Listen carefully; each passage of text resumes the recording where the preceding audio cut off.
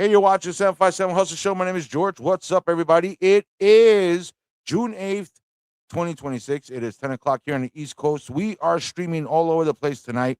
So wherever you are, say hello in the comments. If it's your first time here, welcome to everybody. And check out the channel. There's a lot of stuff. Show support for everybody who's on the panel tonight. A lot of great people, good friends of the show, good people in general. We're not going to waste any more time. Let's bring them all up here. First of all, my man, Derpy Entertainment. What's up, brother? It's good, George. The talented artist. We got Lizzie Dillon, who's been hanging around here. Also, international superstar fandom. What was that I called you? Oh, yeah, representative of fandom, international. Maria Dos Lunas is here. And also from New York, Frankie G. He's watching the Knicks. He's got Frankie G's got 20 G's on the New York Knicks right now. That's how he does, man. I got to try and buy game tickets. Yeah, how much are tickets for those games, right? The Knicks game, it's crazy, and even the FIFA games, they're charging like $100,000 just to go see one of the FIFA games. I'm like, this is crazy, man. So, and tonight we are covering. I hope you guys get to see it because we're going to be spoiling a lot of stuff. Masters Universe. Look at us all looking pretty cool right there. I got something to say for Colt, but I'm gonna wait for Colt to jump on for all you guys so we can share it together. Real quick, Kenzo Creations. Hey, happy Monday, MOTU. We have the power, baby. Yeah, man. Kenzo, if you want to jump on, man, hit me up on the Instagram. I'll send you a link, brother. We're just chilling out. Oh, there he is. Speaking of the devil, Mr. Hollywood. Mr. Hollywood, everybody. Colt said, I'm not going on stage. I'm not going on stage until everybody's out there, and I got all my green men in him. He sent me this whole list. Ever since he came back from Hollywood, Colt's got a whole list of everything he's doing. Colt, I don't know if you met everybody, but Colt, that's Derpy, Lizzie, Frank, Maria. We're all here. Thank you for stopping. Hello. Thanks for having me. And I just want to be very clear that I am a nobody farm boy from Idaho. So this Hollywood stuff, just stop it. You'll always be Hollywood to me, man. You'll always be Hollywood to us, brother. You represented us out there. Thank you. That's why. That's what it is. That's why I say you're Hollywood. You represented us out there. And just like when Derpy goes to give blood for comic books, he represents us too sometimes. Love it. Anyway, guys, thumbs up, thumbs down in the camera. How we like the movie? Thumbs up or thumbs down? Everybody liked it? Everybody cool? All right. Not perfect, but cool. Wait, were we supposed to watch the movie before we did this tonight? Oh, you're in for a surprise. Maria, how many times have you seen it? Just once. Just once. I have to go again. The first time I watched it in English, and the next time I'm gonna watch it with the Spanish dubbing. The Spanish dubbing? Well, I'd like to hear that. El hombre. El hombre. I know. Colt and Frank. How many times do you guys see? Frank, how many times have you seen it already? 3. Tomorrow is 4. Tomorrow's 4. Colt? Nice. 4. Oh, Colt's got the lead. Derpy, how many times do you watch that on your phone? 1. And Lizzie? I've seen it once. I'm going tomorrow for my second time. Second time? I saw it twice. I loved it. The first time I saw it, it was that Wednesday. It was funny because Frank called me. I was so excited. I had my days wrong. I was posting on Instagram, today's movie day, and Frank's like, yo, dummy, it's tomorrow. I was like, it's like celebrating Christmas on Christmas Eve. Like Thanksgiving, bro. I was on Thanksgiving. Merry Christmas. So we celebrate Christmas on Christmas Eve, so yeah, you're fine. Yeah. And then finally I was like, oh, my wife was ready, she was gonna clock out. We were gonna shoot out to the movie theater or whatever. And then all of a sudden she's like, what do you mean? Blah, blah, blah. And I'm like, oh, I was so depressed. But when I finally saw it, that's the first movie in a long time that I wanted to rewatch again. Like right away. I haven't felt like that since Infinity War. Yeah. Yeah, but I was it was electrifying, I think. Yeah, I mean, and I know we'll all talk about it, but to me personally, As a MOTU movie, it kicked ass. As a movie, it kicked ass. As a regular movie that has nothing to do with the shit I like, you know what I'm saying? It kicked ass also. I enjoyed it. You know, yeah, there could have been stuff like this here and there we could have dialed up, but Derpy Man, what do you think? You're the youngest one here, I think. You're the youngest one here. You didn't grow up on He-Man. So how's this? I grew up on the 2000s one. Well, that's a good stuff to grow up on. Yeah, Mm-hmm. nothing wrong with that. But great entry point. I knew of He-Man. Never watched the old one. Watched obviously the 2002 one or 2003 one. But going in, I wasn't expecting much, but then coming out, I was overwhelmed with Derpy was movie. nonstop. When are we going to talk about it? When are we going to talk about it? Right. Talk about it? Nonstop. This guy never calls me. This guy was calling me on the phone. When are we going to talk about it? When are we going to talk about it? I was very overwhelmed how positive the movie was. Yeah. I was like, Monday, bro. Monday, we're going to get together. We give everybody some time to, it's so good. Frank, was there a lot of people? Because you're from New York. So is there a lot of people when you went to go see it? No, I was very surprised how little there was in all of the theaters that I've been in. Not one was packed. Yeah. I don't think any of them were more than 50%. Do you guys feel there was more MOTU fans instead of just regular moviegoers when you went? I think mine was kind of an even mix. I think there are obviously a lot of fans in there, but I think there are people in there who were just general audience kind of thing. The first showing I went to, I loved it. There was a Latino family there. I'm not even exaggerating. I couldn't stop laughing because I told my cousins the story, and it was like all my family was there. They were all dressed in MOTU t-shirts. They had the swords. They had everything, and you can hear the girls, the wives, the girls, whatever the females were. You could hear them going, "Hi, mira, Scringer!" Oh, they were rooting in Spanish and shit like that. And I was loving it. I was loving it because you can feel the presence. You know what I'm saying? A fandom and stuff like that. The theaters were empty. I feel this is gonna get hit with one of those things, one of those great movies that nobody went to go, like Dread, Dread with what's his face, the Judge Urban. Dredd movie. Yeah, Carl Urban. Carl Urban's Dread. Yeah, one of those type of movies where kick-ass movie, by the way. Say again. Kick-ass movie. I love that movie. Yeah, there's a lot of movies out there that it just don't do good at the block, but doesn't mean they suck. It's just it didn't, and especially now it cost me like what? You guys are going to the movies 3-4 times. That's already like over $100, not including gas and everything else you got to spend. So, it deters a lot of people, especially a lot of people who. And I ain't gonna lie, I got stuck liking watching movies at home. You know what I'm saying? But I was like, yeah, I gotta go. I'm there. I was there. Like I said earlier, I was there at Thanksgiving for Christmas. All right, you're watching the 757 Hustlor Show. My name is George. We are hanging out here with a bunch of MOTU fans. We are talking about the Masters Universe. We all saw it. We're all very excited. Lizzie, what do you think? What do you think about? You're an artist. You like art. What do you think about the scenery? How was the scenery presented to you? I was so overwhelmed, like in the best of ways. Like I felt like watching it. It was just like everything I could have dreamed of as like a kid of what I wanted this movie to be like. And it was doing it. And I loved like when they were like in the forest and like all the rainbow colors that were in the foliage and stuff that were just like popping out. Like I was just like, I mean, it was like eye candy the whole time. So I mean, I really was just blown away by the visuals, to be honest. I mean, from what we got was like in our like the screenshots, what we saw in the trailer, I think was really cool. But like this just was a lot in a good way. Do we think those islands in the sky is Avion? I think possibly, maybe, or just trying to make us think that's us. That was badass, man. I love. And I did the spoiler review, and I tried so hard. So when I had Colt on, when I had Colt on afterward, Colt's like, "So what do you want to know?" Colt's like, I gotta talk about this. I know now. I know what you felt like, brother. Now I know what you felt like because I was the same way. I was just, you don't want to spoil it. You're just so excited for what you saw. Yeah, and but it's that feeling of like you're just excited for people to experience this and discover the world as it's presented and just all the cool moments and all the feels that you get in the cool moments. Like just Maria, what do you think about your Prince Adam?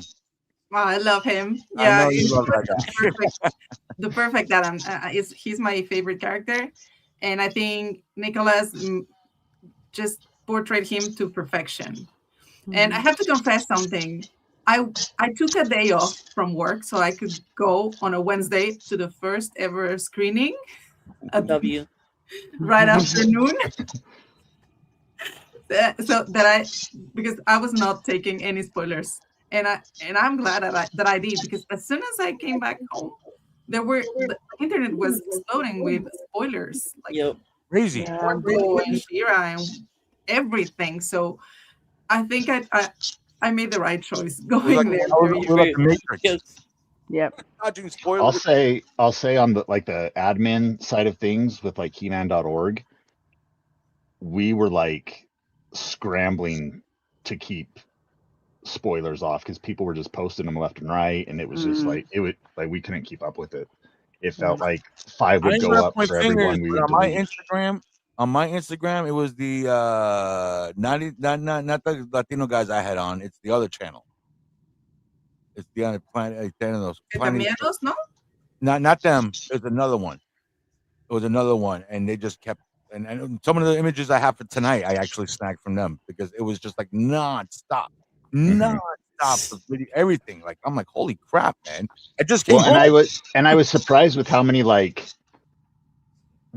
cell phone videos people were posting. Like that's great. Like I'm scared to pull my phone out and like check to see what time it is in the theater because I don't want to be. I don't want to be that guy. But like to see people just like holding their phones up, recording the screen, I was just like, man, that's some Seinfeld Kramer stuff. Derpy said that his bootlegger said that his bootlegger was able to set up the tripod. That's how empty.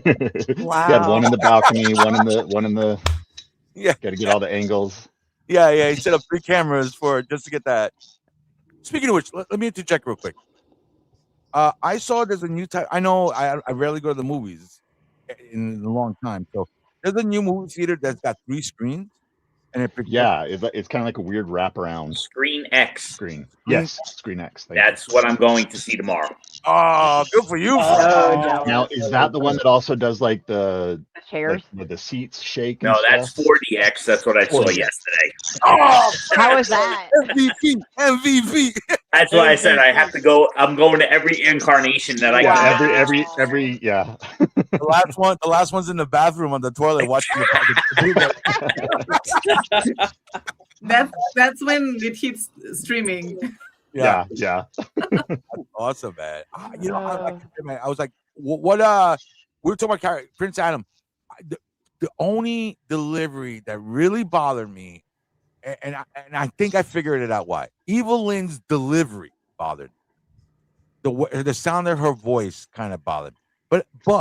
But I went back. I watched Filmation again. She did portray the female version of Evil. Filmation version. She portrayed her. I guess I got so much of Netflix Evelyn. I have so much of 2000X Evelyn. 87 Dolph Lundgren Evelyn is amazing. So I guess I had so much of that I forgot how quirky original Evelyn was. She did have that voice, Skeletor, right? She had that crazy ass voice, but at the same time, she do stuff like, "Oh, look, it's Skeletor." Like she'd be all goofy, like the way Alice would be. So I kind of take back that, but I think all the performances were freaking cool. You know what I'm saying? Yeah. The one thing I didn't like was Battle Cat's voice as an adult. Okay, thank you. I'm so someone else said it because I was like, why does it sound so meek? Like, and I don't know. It sounded like Remy from Ratatouille. Yeah, to me, it sounded like the Jewish lawyer from The Simpsons. You know what I'm saying? It's like, well, and there was the weird like even Baby Cringer sounded too much like young Adam. Yeah, that like it was hard to tell which one was talking. I agree with that. That was one of my quirks. The one thing that was like, okay, if I could have changed it, that was in like my like upper thing was Cringer's voice just overall. Because I love Cringer, and I'm like, okay, could we have gone with a little bit deeper voice and a little bit, closer to what the 87 was? Kind of like that little bit of a growl to it or something. Yeah, just something. And then changed he was more. like this. He's like this. I'm not going in there. I'm like, Yeah, Right. it sounded like something from like a Hanna-Barbera cartoon, like back in the day. Well, it sounded more like Orko than Cringer. Yeah, he did sound more like Orko. The jokes. Okay, so I'm gonna say a couple of things that bother me. Cringe's voice that did bother me. I think, and I spoke to this with Colt. I think it was a miss not seeing He-Man transform Cringer. Absolutely. Yes. I think that was a big miss in the film. I think that would have been, everybody would have been like, that would have been the scene in the Star Wars movie when you see Yoda pull out his lightsaber. Yeah. But here's how they fix it, George. Here's how they fix it. The sequel begins with Adam doing the monologue from the cartoon, and we see the entire transformation sequence, and then we're hit with the title card of He-Man and the Masters of the Universe. That works for me. That Yeah. works. Because at least we get to see him in the battle armor. Yeah. Yes. I was happy about I think that. that was one of my big disappointments is it was too little of Battle Cat, and we didn't get to see like them fighting together in that form. I would have liked more of that. I would have rather had more Battle Cat than like I like Roboto, but like I would have rather like to trade off here. I would have rather had a little more of a Battle Cat. I would have taken out the whole Skeletor and Prince Adam's head and get more Battle Cat, more. Oh, action. I see what you're saying. You know, you could have done anything else, like, you know, whatever. Just see his mom and dad when he was a kid or something like that, just to mess with them and have more.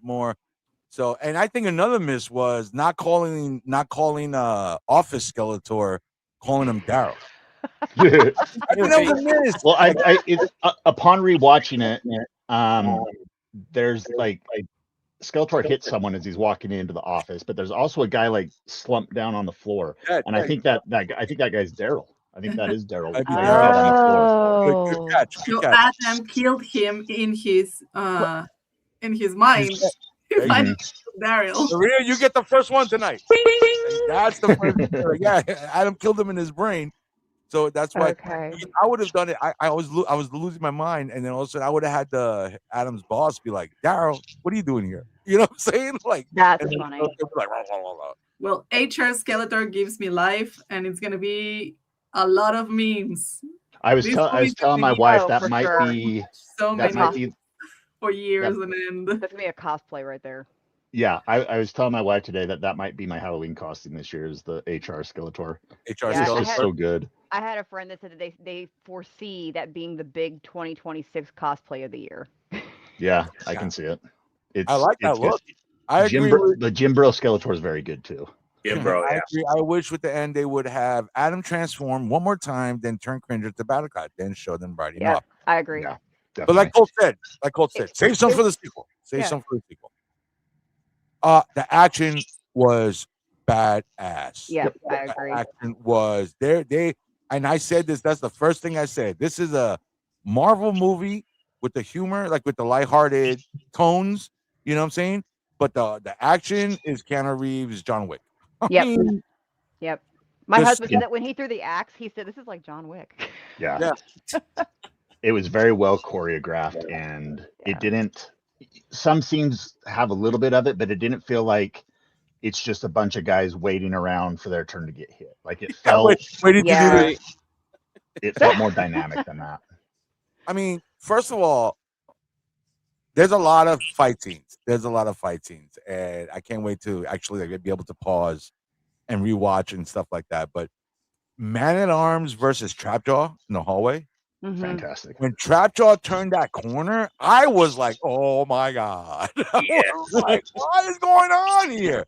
It was like Darth Vader just walked into the room. It's funny because there was somebody on, I think it was either Twitter or Threads, but they were complaining about how bad the He-Man movie was, and they posted a video of the Snake Mountain fight scene as their example for it being a bad movie. It's like you could have picked any other clip to support your point, but this ain't it. But spoilers, that fight scene, He-Man fights about 15 people. Yeah. Same time. Mm-hmm. Just the way we did with the action figures, just the way he does in the cartoons. He-Man fights Goatman. Oh, we'll get to Goatman in a second. But He-Man, what's the guy from '87, Frank? What's the guy with the hook's name? cards. Yeah. He-Man fucking puts that guy up in the wall with a sword. Right, he pinned him to the wall, impaled him. Impaled him That was a moment that I gasped. Yeah, and then he pulls out the sword. Yeah. It was great. It was great, but it was so far from filmation that it really shocked me. I have to say. I was honestly shocked. And we can go into it a little bit when we get to that point, because I have some thoughts on why it worked for me. Go ahead. As violent and as brutal as it was, I have reasons for why it worked. I liked it actually. Mm-hmm. But I agree. It was shocking. It was shocking to see that level. Yeah. I was the first shocking part was when he ripped off Trapjaw's arm. Yeah. That was because he was like, ah, you know what I'm saying? So that was kind of like, oh, okay, all right. You know what I'm saying? But then it's like, okay, it's his robot arm, whatever. Then and then he felt bad about it later too. I think that kind of helped the moment. He's like, that doesn't feel like something I should be doing. Then when he killed 87 dude, right? And then when he's fighting Goat Man, right? He's fighting him, whatever. But for those who don't know, the red goat guy, there's this big monster red dude who looks like a goat. He's got what do they call antlers, what do they call antlers, right? Ram horns. Yeah. Ram horns. Yeah, I say antlers. Remember Goat Boy from Molly Crew, Saturday Night Live? So he pulls off the guy's horn, rips off the dude's horn, and then stabs him in the fucking neck. Yeah, that was crazy, bro. It was a Mortal Kombat fatality because then he just uppercuts him into the lava. It was awesome. That's what I'm saying. This is the stuff they're not showing in the trailer, which of course they're not showing this, but this is the stuff that people they're missing out on. Right. This crazy ass action where it's like I don't know if you guys seen Mando and Grogu. This blew Mando and Grogu 100% away in action and everything. I would. Nice. You know what I'm saying? With even the spaceships. I was so pumped up for Mando and Grogu. Sigourney Weaver's going to be in it. What you see in the trailer is all we got from Sigourney Weaver. That's it. 10 minutes. About 10 minutes. That's it. The same with thing we see in the trailer. That's what I thought was going to happen in this movie, but no. And like Beastman, the villains, Trapjaw, Triclops. Okay, we barely saw Triclops, but the few times we did see Triclops, he was kicking ass. Yeah, he was cool. You know what I'm saying? But just wish his visor moved. Yeah, it would have been cool to see it rotate. Rode around while he's fighting He-Man up close. Shoot him like that. But what do you think about the sorceress? I love her. That was another. I wanted to see more of her, especially with like. I agree with that. What she was up to, but I learned today that the upcoming Wings of Fate comic deals with that, with what the sorceress is doing, and another character who's helping. I really liked her introductory scene when Adam is narrating, and the kids are talking, and then they look up to the sorceress. What is worrying her? What is happening? And you see the terror in her eyes, and that's Skeletor. Yeah, I really like that. It was brief, but you got a lot of information from that. I 100% agree with you, because when they cut to her, she looks so she's alert, like scared, like she senses it. Yeah, she's like He-Man. She definitely wasn't that sorcerer. She was more like this. Why do you want the power for? I mean, what do you want the sword for? What's wrong with you? What do you want? Just tell me. Exactly. Now we're getting into the good stuff, Maria. Yeah, but Castle Grayskull's in the backyard. I mean, what happened? It became a historical building. They couldn't get rid of it when they built the rest of the kingdom. It felt like, and kind of the way I guess kind of the cosmology of these characters kind of works in this is it almost felt like Castle Grayskull and the sorceress by extension were kind of like the local monastery. Yeah. As opposed to, I prefer Castle Grayskull like out in the middle of nowhere as a spooky ruin, but this felt kind of more like she was the like patron saint of Eternos, kind of a thing, kind of a vibe. It's their tourist spot. Yeah. Yeah, I was like, when you're first watching it, and then you see the stuff you saw in the trailers, and I'm like, oh, That bridge was very popular throughout the whole movie. They did a lot of scenes on that bridge. It did. So. And it also seemed like where the sword is located in the castle, it seems like it's just right inside the front door. Yeah. You know, Very easy to get to. Mhm.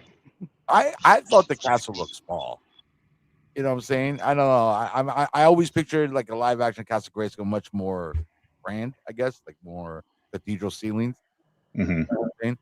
So I'm not saying I like the design, I liked everything, but it to me just felt like when they were all standing there, I'm like, oh, there's barely any room. This is like because it's like the toy version.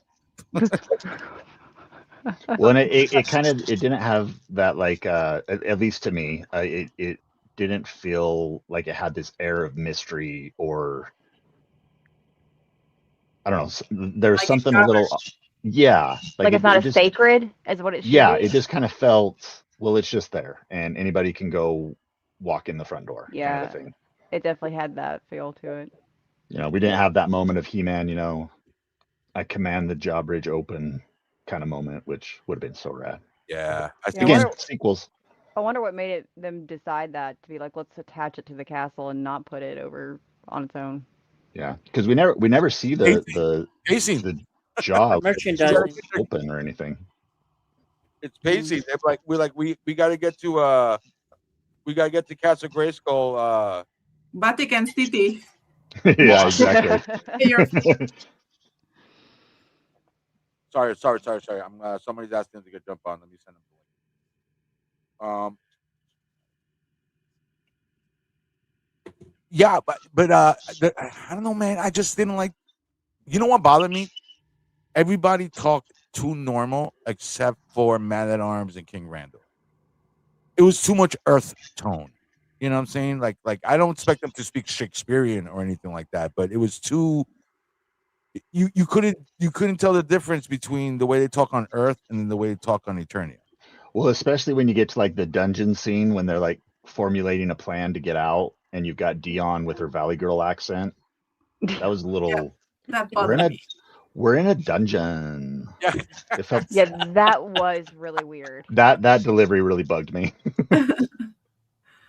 And what was it? I'm glad I now know that Skeletor takes his boots off when he goes to sleep at night. Yeah. So we all need that was the weirdest. That was just so weird to me that he's just laying on the stone tablet with a sheet over him. Just straight up Dracula or something. Yeah. So now we know that he takes them off for sleep, and with my drawing, we now know he takes them off for a bubble bath. Kenzo. This is Kenzo from Kenzo Creations. I don't know who knows him, who doesn't know him. Kenzo, this is everybody else. Welcome. Hello, everybody else. Hi, Kenzo. Hello. How's it going? Brother, what do you think, man? I know you gotta love this movie. What'd you think? Yeah, no, it was everything. Like, got all the feels, got all the entertainment. The best part is my kid's gonna be 13 next week, and we were walking away, and he said, "Dad, that movie was awesome." I didn't expect to like it as much as I did, so I was like, "Oh, yay!" Bringing the next generation along. Yeah, it was good. It was good. Loved it. What was your one of your favorite things about it that you did not expect that blew you away? Everybody else think about that. You know, the weight room thing was kind of funny. I thought that was, I mean, yeah, that threw me off a little, but I was like, dude, okay, well, you know, they put him in where they could, and they made it funny, but you know, they made it to where we got the line, we got the good journey from you know the old movie and stuff. So yes, let's go to that. Cool. The Dolph Lundgren scene. That I'm like, don't cry. I'm like, don't cry. And the minute he did it, he did the thing. It was awesome. The journey. That was badass, man. And I like the way they did that. That was actually, it didn't feel forced. Like sometimes, you know, it's forced because they're having a conversation. Well, and it worked on two levels because you've got that they're just having a conversation about weightlifting, but they're also having the conversation about passing the torch from one He-Man to the other. You know, like, you're in my spot, kid. Do you have any advice for the new guy? Kind of thing. Yeah, like, that was a great scene. He-Man actually uses these lines with Dolph by the end. So in the moment you feel like, oh, okay, this is the cameo, this is the nostalgia, but they actually use that dialogue later on, and that like kind of sets the Does he use it during when he's talking to Skeletor? No, he uses no. it when they're formulating the dungeon plan because to he's get trying to give out. them a pep talk. Yeah. Yeah. All right. Here's the big question, everybody. How was Skeletor to you guys? Oh my goodness. Fantastic. My favorite. Everybody was good. Derpy, you like Skeletor? You know who he was? That was the guy with the skull. Best part of the movie. Best part of the He movie. was great. Yeah. And it was one of those moments where, Jared Leto, love him or hate him, like you got to give him his credit for this role. No like question. He nailed it. Like I was worried going into it. Well, back when he was first announced, I was worried it would just be another Joker situation. But I like his Joker. I don't. I do. I like his angel face in Fight Club.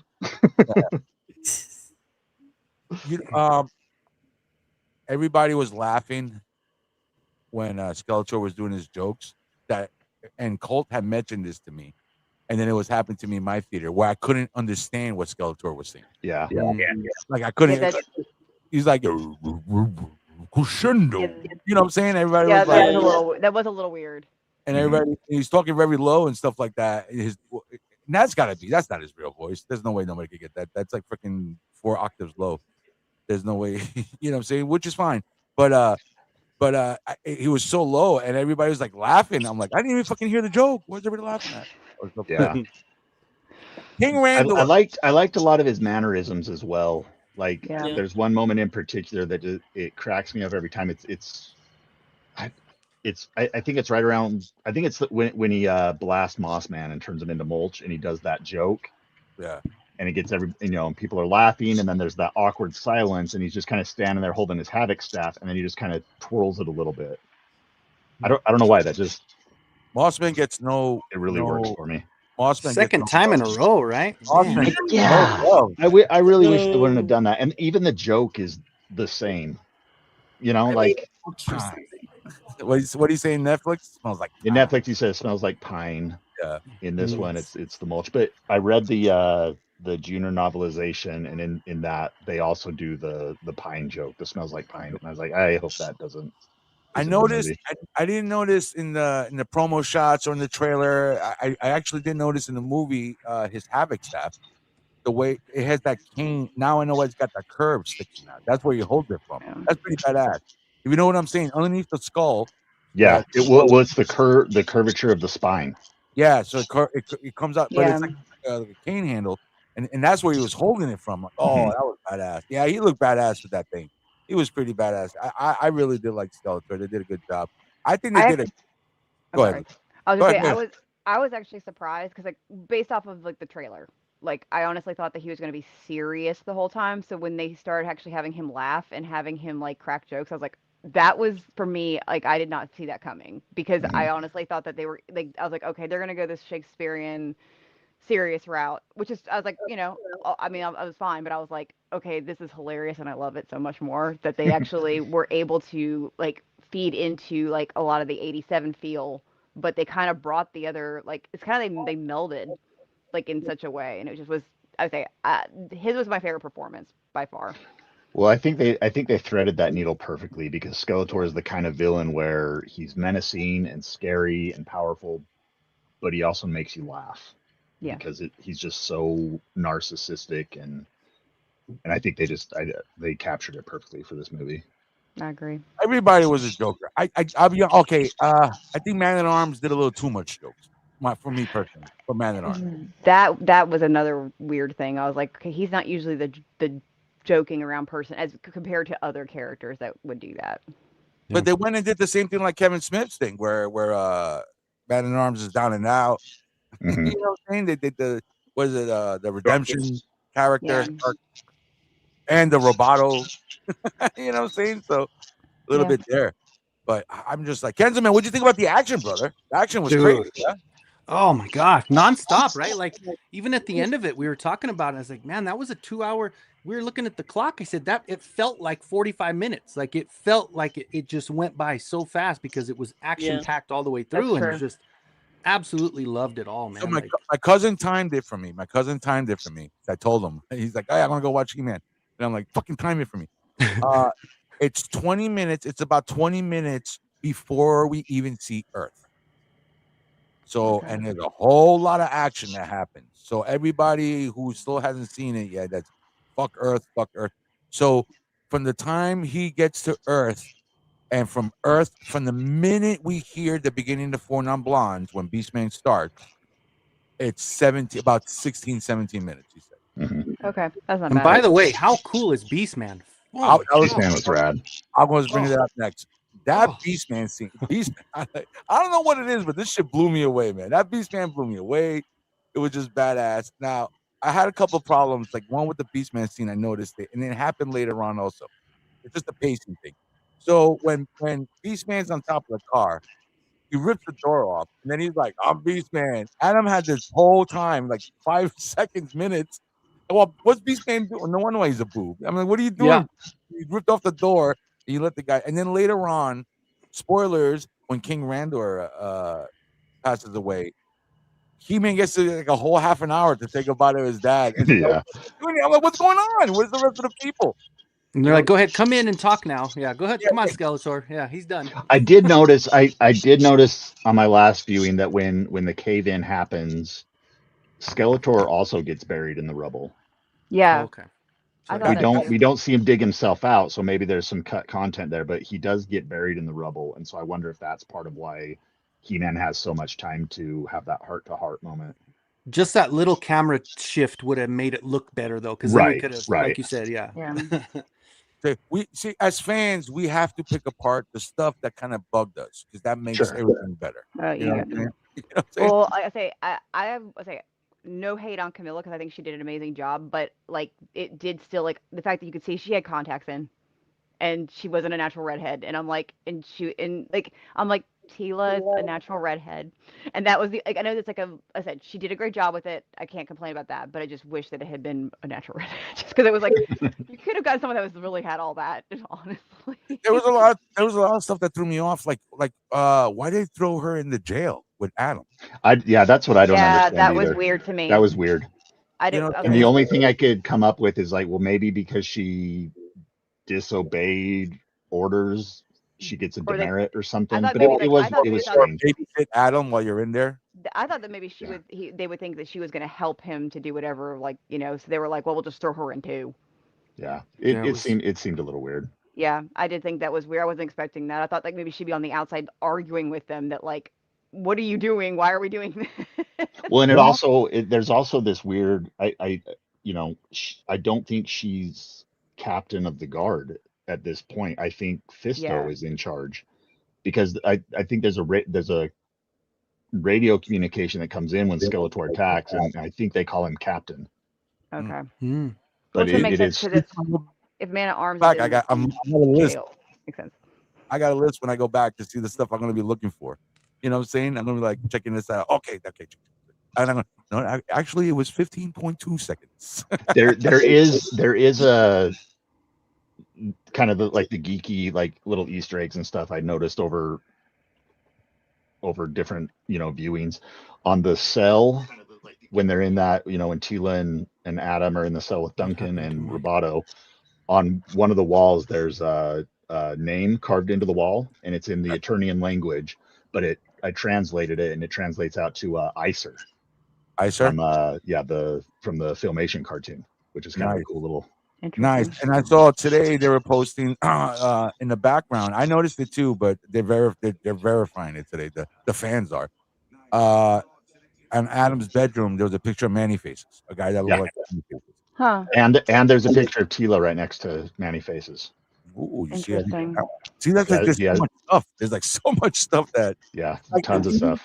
Even like when the ships were flying around, like I'm on the screen looking at Adam on the sky sled, and I'm not realizing how cool detailed the other things. What do you call it, rotons?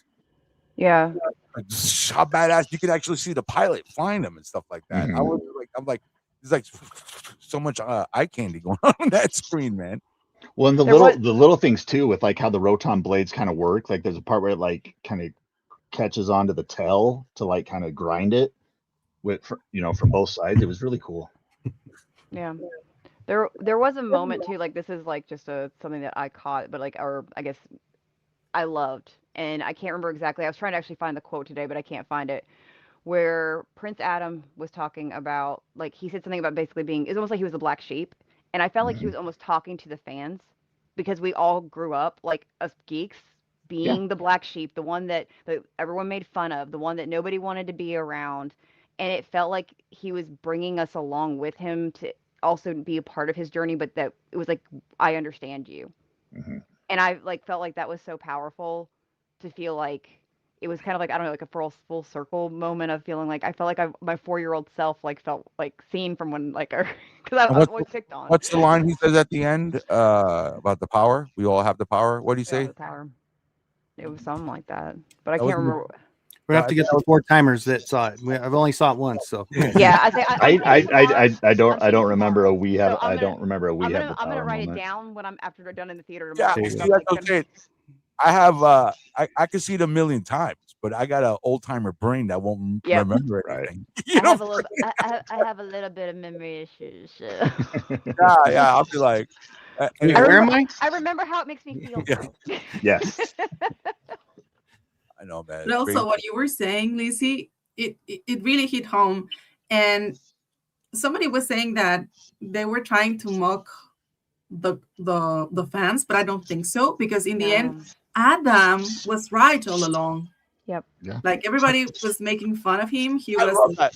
That was the best scene. I told you. Yeah, I told you. Right. All along, he was everything he said and even more. So yeah, that was a very, very nice moment for me. Well, and if you look at it now, like think of like when like coming up through the 70s, 80s, whatever, all of us being bullied for what we liked, everything. Now, like it's mainstream. The popular people even like it now, and so it's now okay to like it now. Yeah, so now it's like, wait, I told you how cool this was, and nobody listened to me. I think Griffin Newman was on some podcast recently. He was the voice of Orko in Revelation, and he was talking about how in high school he was a fan of the 2000 series and how it made him really popular with everybody.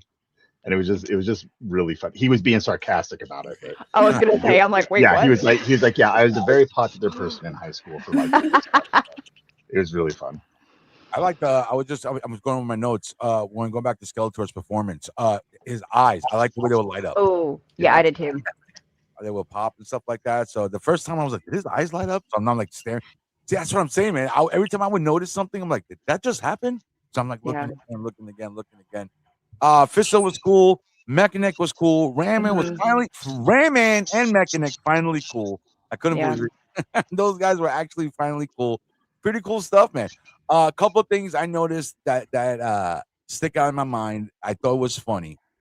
So when these guys, first of all, what was with the fog when these guys were walking out of the jail?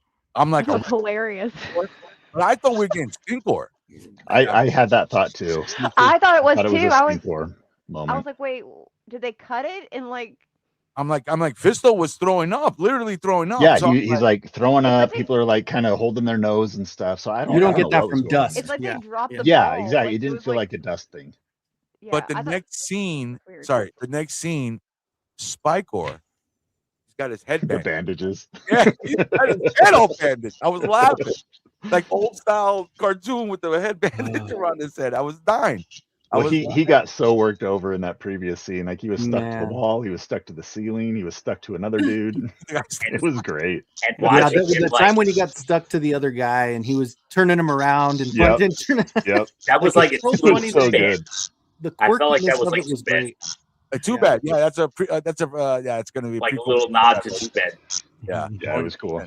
I couldn't. I told Frank last time. I told Colt, I can't wait for the sequel and have Too Bad and all right. So these pictures have been floating around. Everybody's here seeing the movie.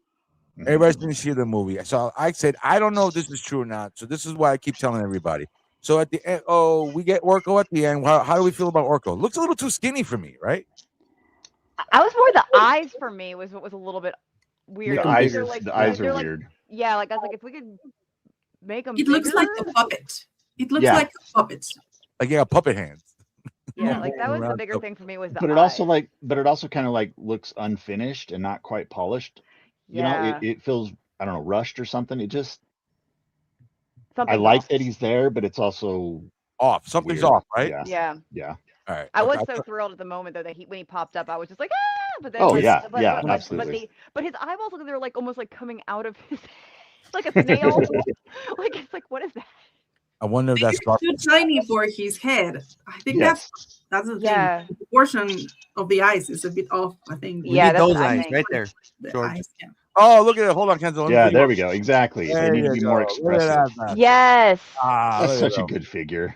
That's I love that figure. amazing. I love that. Yeah. What figure is that one? Mondo. Mondo? Mhm. Oh, Yeah. Okay. He sold the other- Just sold very the other irresponsible. stuff, That's Mondo. all. Just very irresponsible. I don't have a lot It's of money. okay. I have 4 Mondos on that shelf over there. Yeah. I get you. I get you. Yeah. So okay, so this was released today, right? So this is the end scene where we see Orko. So if you look over to the right, you can see supposedly that's supposed to be Merman. So I don't know if this is true. I don't know. This is why I said I got to rewatch it again because it happens all the way in the background on the right. So I don't know if this is true or this is AI or these guys are fooling around. So that's a zoomed in picture right there. So supposedly that's supposed to be Merman. Okay. What's Merman doing at the marketplace? Probably looking for corn for his corn sword. So I'll look for it tomorrow. from what the director has said, it's not Merman himself. What it is like, yeah. Well, they wanted to have Merman in the movie, but they couldn't incorporate him in. But they had already worked on the costume a little bit, so they're like, well, let's just put it on someone and throw it in the background so that we have not Merman, but we still have an aquaticon of some sort hanging One out. of his kind.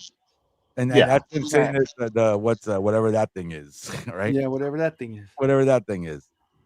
Komodo. Yeah. Oh, Merman. I hope they make him talk like that. Look at the background. I mean, I didn't have time to absorb everything, but look at the backgrounds. That's what I'm Yeah, saying. it's so That's detailed. fantastic. My favorite part has to be the prologue. The prologue in Eternia. Mm-hmm. That's my favorite. Like I was transported into Eternia, into was cool. Eternos, and that was fantastic. Even in the beginning when they're showing all the different lands. Yeah. You know what I'm saying? So it's like my stepson asked me. He's in his mid-30s. He's aware of He-Man just like everybody else who's not a fan. You know what I'm saying? By memes and the 2000 series. So he asked me, and he was like, "Do I need to know who's who? You know, are they going to throw a bunch of names at me and shit like that?" I'm like, "Bro, that's part of the movie. Trust me. They explain it all in the first 15 minutes. You know what's going on already. You know." My wife said something that I noticed that she enjoyed very much. And besides He-Man, when he first changed, looking at his abs, how could you not? They're glorious. It was weird that I was watching her watch that. I don't know what was going on, but anyway. Oh, no. So yeah, no, because I'm like, why is she cheering? I look over at her. You know what I'm saying? What's happening He's here? handing me the sword right now. Yeah. She's like, I need a sip of your drink. I'm like, you never drink soda. What's going on over there? But anyway. Usually it's like that when you have I was like just fanning herself. yeah. She took the popcorn out. I went with my sister the other night, and she saw it. And we came out. And she said something like that. He-Man has replaced Ryan Gosling for her. Ooh, that's pretty good. El He-Man is muy whatever puts butts in the seats, right? Come on. That's right.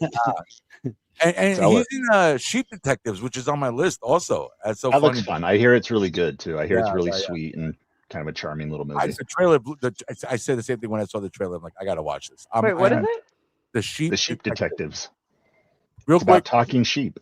Yeah, Hugh Jackman owns a flock of sheep. Hugh Jackman reads murder mysteries to them. Then Hugh Jackman gets killed off, and the sheep try to figure out who killed off Hugh Jackman. The sheep try to solve the mystery. We did not get that trailer in ours, so. Yeah, and then He-Man's in it, and he plays like a nerdy character. Oh. Yeah, he's got like glasses. He's got short blonde hair in it, but he's like a journalist or something.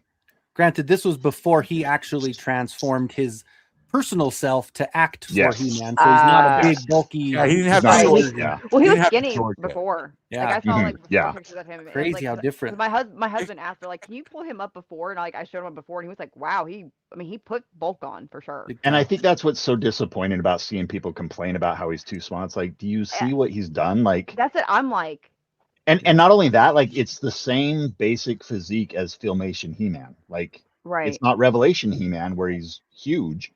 It's the Filmation He-Man, but it's impressive what he did. So was that Thunder Punch He-Man at the end realistic. when he goes to punch Skeletor? Totally Thunder Punch. Yep. Thunder Punch He-Man right there. Absolutely. You know what I was singing the second time? I was like, "You got the touch." I felt like it was more realistic, to be absolutely honest, especially of people's body types as it is anymore. I mean, most people don't have the Rock body type. You know, it's not even sustainable over a long period of time either. Exactly.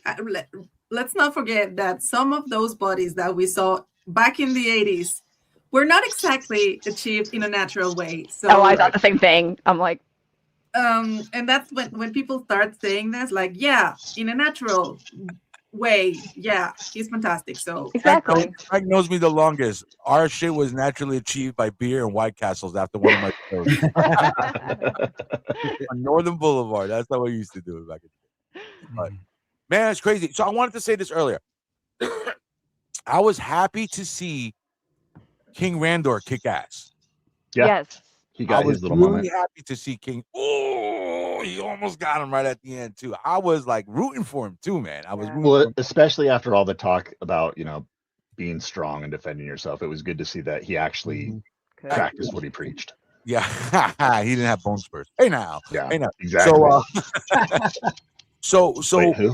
Yeah, I wanted to go back to that. How do you guys feel about that? I like the way it played out.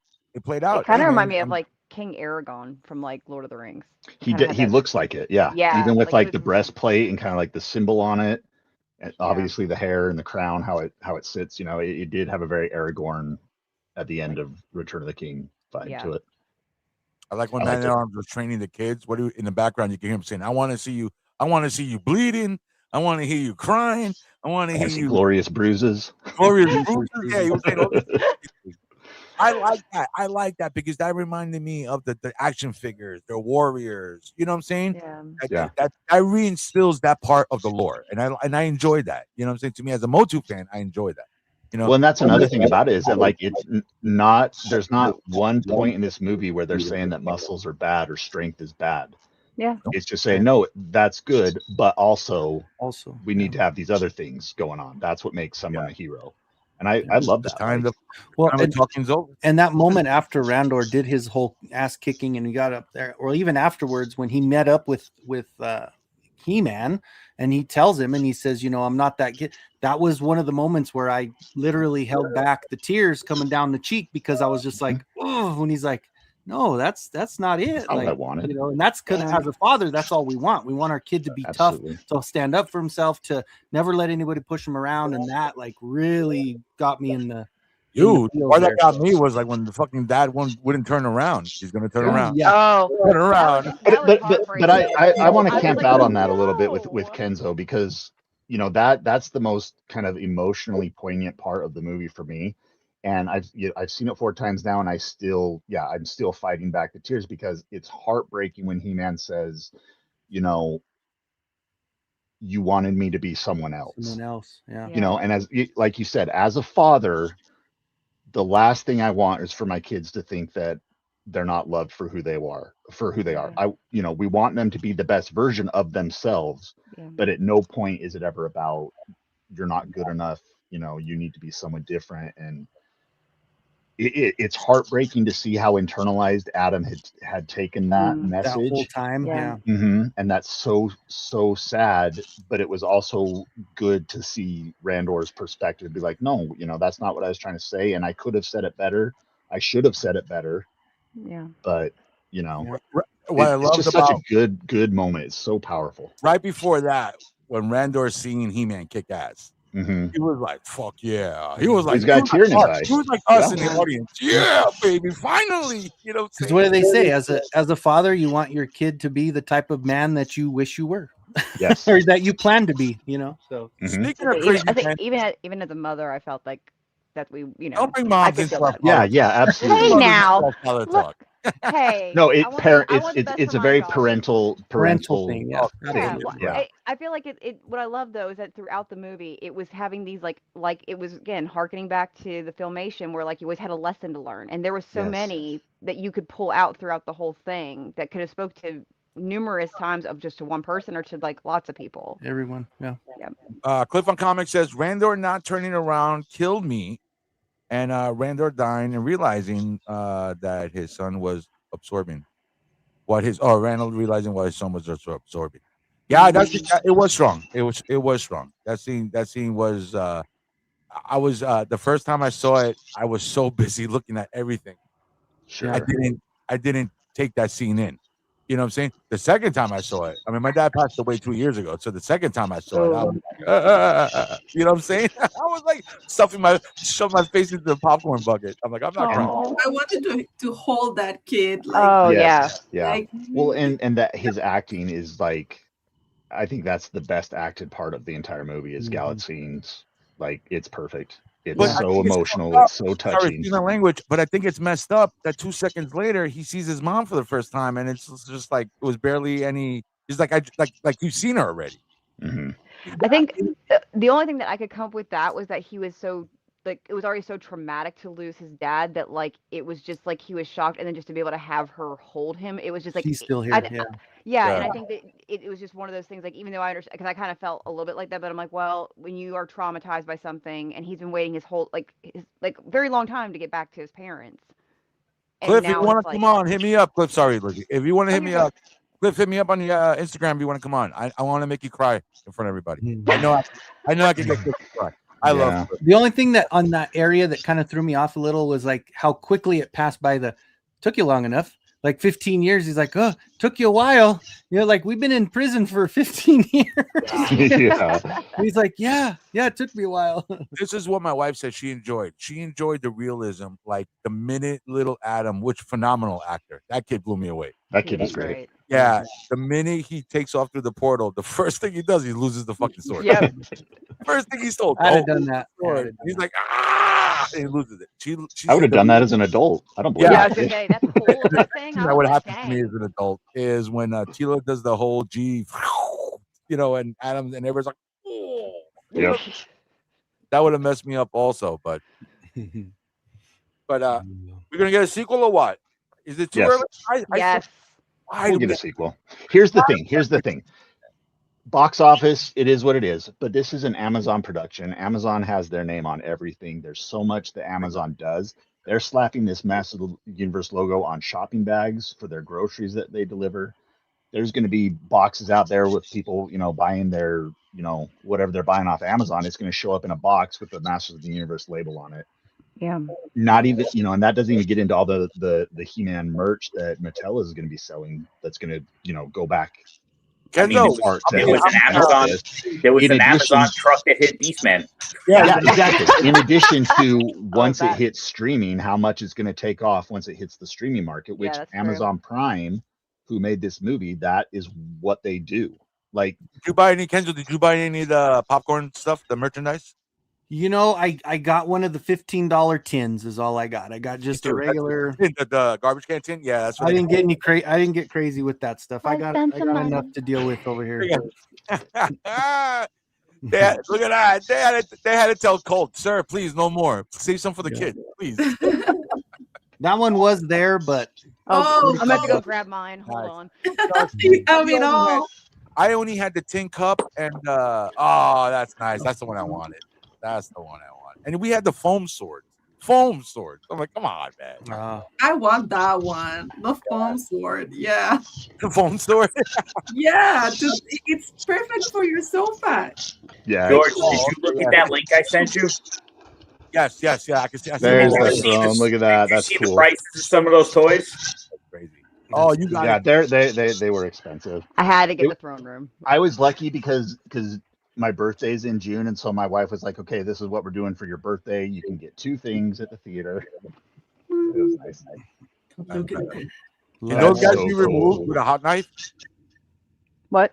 Can Skeletor and He-Man be removed with a hot knife? I don't think so.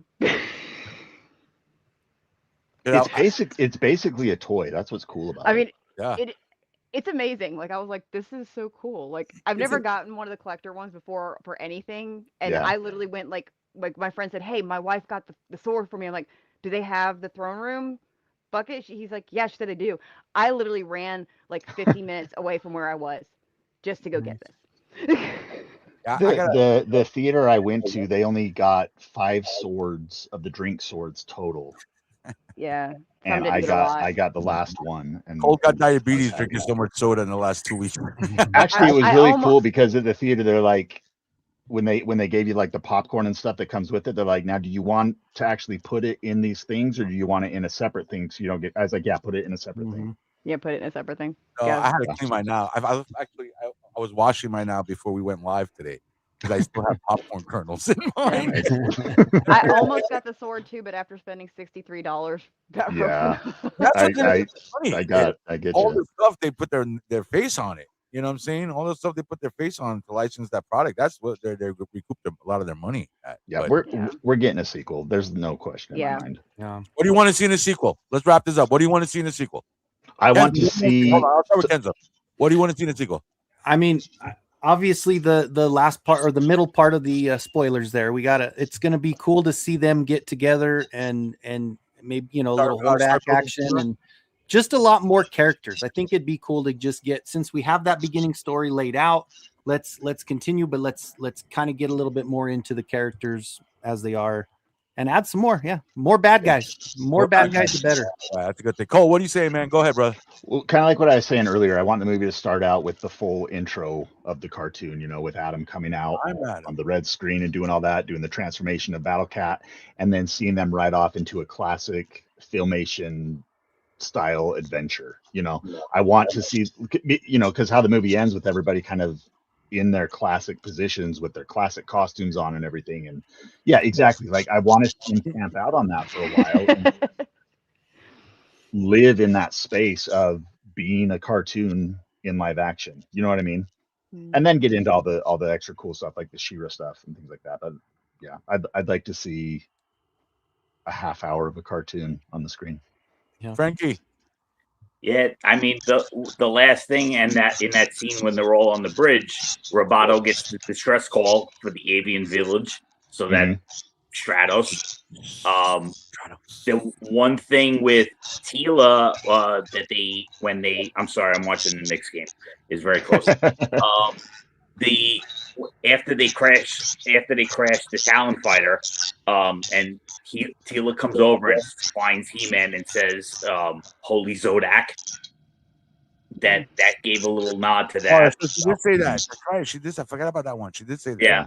So I mean, there's and then the merman character floating on the map on the bottom. So I mean, they've alluded to enough characters that are out there that they can keep going in that direction. And yeah, like I said, maybe not so much She-Ra. A little bit. Just give her due, and then you could splinter her off. Yeah, I always say that because and Colt said it good too last time I was on with him.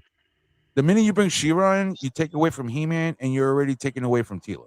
Yes. You know what I'm saying? So give me one more Empire Strikes Back. And that's why we need She-Ra. You know what I'm saying? Yeah. They froze He-Man and Carbonite, and we gotta get She-Ra. Titanium. Maria, man, what do you want to see in the sequel? What do you want to see? Him fully naked? I know. I want He-Man to get the girl. Yeah. I want that kiss. Babies. Yes. And I'll be happy with that. I agree fully with Maria, but I knew she was going to say it, so I let her. I'm with you. Lizzie, what do you want to see in a sequel, in a Masters Universe sequel?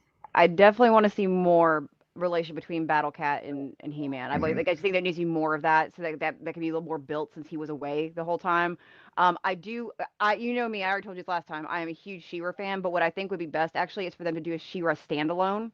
Yes. And then bring her in, so that way they can have another. Bring them together, yeah. Right, and I think that would be better off in the long run. And I absolutely want He-Man and Teela to get together, no question. None of this friend zone stuff. None of it. And it'll happen. It'll happen. But think about it. Her father was just around the corner. I would have panicked. So the thing I noticed though, I watched an interview with Travis Knight, and he was talking about like how with She-Ra that they were very smartly not calling her She-Ra. because of the rights. So Right. that's Right. why they called her Force Captain Adora. Right. So I'm wondering Not if they still anymore. don't even know, because he said he slipped it in at the end, and Amazon didn't know about it till he showed it to them. Oh no. Well, that's kind of the same situation that happened with Revolution when they brought Despara in. They had I don't know if I can say this out loud, but they had a certain voice actress voicing that role, and Mattel got cold feet because of legal reasons, and so at the last minute they had to re-record lines with the new actress for Despara. Okay. And the plot thickens. Mhm. And now I want to know who it is. Yeah, man. We still got room for Panther. We know why. How do you think Evelyn's gonna get Hordak to bring Skeletor back? Is that something like That'd be that? interesting. That would be an interesting one. I saw some people kind of talk about that maybe this is a lead into getting Scareglow somehow, with using Skeletor's skull to do something, and he becomes Scareglow in some capacity. But I don't know. I think Hordak will definitely be involved with bringing Skeletor back. So That makes the most sense. Are we ever gonna get Teela Goddess, Teela Sorcerer relationship in this one? We better. I don't know if it should be that or like a third one.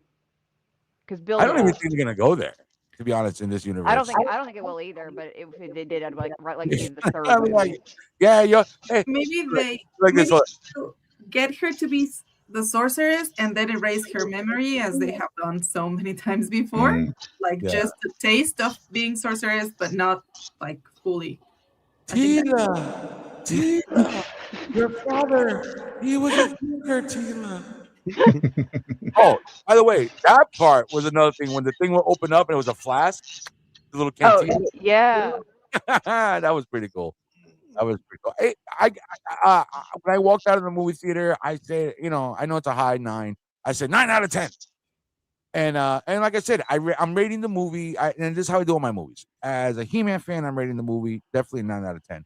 As a movie, yeah, there were a couple of things, I could have done without. A couple of things I would have not picked or done or whatever. And but it didn't bother me. Like, you know what I'm saying? Like a couple of jokes, extra jokes that they did, it didn't bother me. Where I was like, oh my god, I can't believe this movie's so terrible. Like that movie sucked dick. And you know what I'm saying? There wasn't enough for me to be like, this movie sucked dick. There wasn't enough of that. Not enough dick for me to suck in this movie. But it was, like the action, and Kenzo, we said it earlier before you jumped on. It was just like you don't see in the trailer He-Man being a freaking savage. Yeah. You know what I'm saying? He's impaling people into the wall, ripping people's arms off, ripping the guy's horn off, and jabbing him in the freaking neck. And the action is John Wick quality in this, man. And we're not just talking about like Conan moments. Yeah. Like I got the Conan feeling from some of the action scenes from it kind of harkened back a little bit to kind of that the Savage He-Man type of mini comics early before Filmation. I want an axe and a shield, and him riding on Battle Cat fighting Panther in the sequel. That's what I want. And battle armor. Battle armor. Yeah. Battle armor. It's a lackluster, not He-Man. Before we go, so how do you compare this movie compared to the 87? Oh goodness. I see a lot of parallels. I see a lot of stuff that 87 did better, and I see a lot of stuff that this movie did better. Believe it or not. But it's just personal preference. And I'll start off. 87, I felt the fact that 87 was more grounded made it a better feel. You know what I'm saying? I get what they're trying to do in this movie, and I get the whole the humor, the jokes and stuff. But imagine if this movie was a little more. I feel if the new movie was more grounded, like the original one, I think it dialed back the jokes about 10%. That to me would have been grand slam out of the park, home run, or whatever. What are the kids are saying? You know what I'm saying? 87 was better, but it was loosely based camp. No, see, this is the thing though. People say camp. I don't think 87 was campy at all. It had some bad lines, but they were trying to be serious. They weren't trying to be campy in 87. It just came across as a B movie. You know what I'm saying? Because of the lines they use and the settings and the characters. But this new one, they're trying to use camp as their humor. and they're telling you, oh, we got camp all over the place, baby. We got it. You know what I'm saying? To me, maybe it was a little too campy. You know, like, do we really need to see? We just had 50 jokes. Do we really need to see Adam on the sky sled go backwards? It just killed the whole action sequence. You know what I'm saying? I know it was a funny scene. I did get it, but I'm like, oh man, we about to go see Adam on the sky sled, and then, all right, I think when it comes to the jokes and the humorous moments, I think there are moments where they undercut certain emotional aspects of what's going on. That's what I was trying to say. And I wish they would have been had a little bit more restraint about that to let us live in those emotional moments just a little bit longer.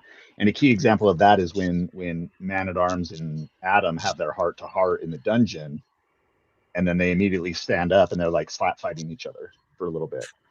You know, like I would have liked to see them live in that for a moment.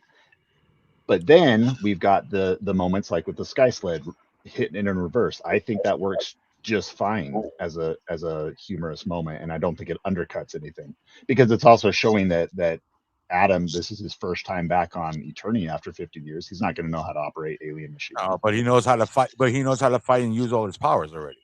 Well, yeah, that's the power of Grayskull helping him out. Power of Grayskull doesn't do GPS or. That's right. It's ancient. It's ancient. So these pictures are off their Instagram actors. What was the lady's name? The one Dion. Dion. You said once she's an obscure character. She's a lieutenant of the Royal Guard that shows up in the old 80s newspaper comics. That's right, the newspaper one. I was trying to remember which one it was. That's cool. Mechanic was there. Look at that, my man Ram Man right there. I love these. They look like they're having so much fun. Yeah, man. That's the same guy we saying is Real Blast. I still say that's Real Blast. Right next to Fisto, right there. That's what we need in the sequel. We need Real Blast in the sequel. Real Blast. I was looking in the watching the credits as they rolled quickly, and they don't even mention who he is. Just some guy. Other guy. Which is weird that he actually got a line. When they focused on him pretty heavily in that scene. Yeah, and it's shocking that they didn't say anything about him. Oh, look at that. That's our Prince Adam stuntman. Even he got a little props right there. There you go. And the Earth, Trapjaw. To me, Trapjaw stole the show. He was great. That's what I'm saying. This movie could have gone either way. Trapjaw wasn't making jokes. I think he was the only one in the movie that wasn't making jokes. I don't think he had one funny line, and I think he had the best line ever when he's fighting Man-at-Arms, and Man-at-Arms thinks he's got the win, and he's like, today, and Trapjaw gets up, it's like, today's the day you failed. I'm like, oh my god, yeah. I was like, god damn, that's badass. You know what I'm saying? That was good. Which scene I would have changed or taken away? The one when He-Man is falling from the trees, and like it's very George of the Jungle, and I think he should have at least tried to hang on to the trees or something, because then he's not Adam anymore. He's He-Man. That's what I'm saying. So it should be. That's the one thing that bothered me. The rest of them, like, yeah, okay, that's the only thing that didn't work for me. I do agree with that, because I kind of thought that was odd. I'm like, shouldn't he at this point be able to have handled that? At the beginning, when you see in the trailer, when he punches and you see him go, you know what I'm saying? Even when I first saw that, I'm like, oh man, he's not that strong. But then you get it later. Later you get Thunder Punch He-Man, whatever. You know what I'm saying? You see he finally taps into the force.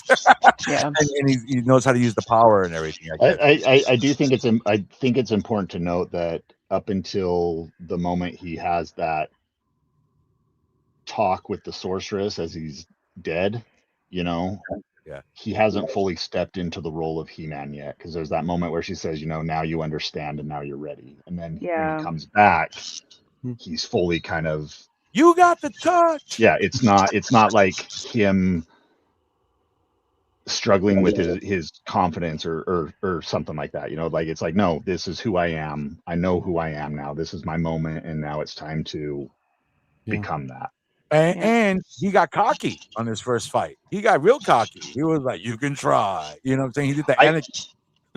I also think that's kind of one of the things I wanted to go back to, because that movie is so like, or that scene is so brutal and violent, and I think a lot of it is because of the cockiness, but I also think he's running off of emotion. He's seeing his dad there, and we had the moment before where Skeletor is talking to them in the stars, and Adam says, I'm not gonna give him the sword, I'm gonna kill him with it, and he says, I have the power of a god in my hands. No. And Tila says, but you're not a god, you're a man. Like, I think he's struggling with what the power is doing, and it's that moment of, with great power comes great responsibility. He hasn't learned to temper it yet, and Adam isn't in control during those moments. Does that make sense? That makes more sense. 100%. That's why at the end his eyes started glowing. Yeah, and it's rad. Yeah, that was actually cool. I was like, whoa. What And they kept that from the trailers. They kept that eye change from the They trailers. did, right? It's not in the trailers, right? Mm-hmm. And what does Skeletor say? Can we talk now? Was this talk? Yeah. What do you want to Okay, I'm ready to talk. right. I'm ready to talk. What are you talking about? That was perfect. That was perfect Skeletor. But how strong is Skeletor that He-Man's the most powerful man in the universe and that fucking jaw won't come off? He-Man was hitting that sucker. Yeah, he was. I wanted one scene too. How the speed was kind of in and out, and the quickness, it's like a Mortal Kombat kind of thing. Yeah, that was cool. It was man. like the X-ray moves from Mortal Kombat. Yeah. Really kind of reminded me of like Sherlock Holmes, like with Robert Downey. Yeah.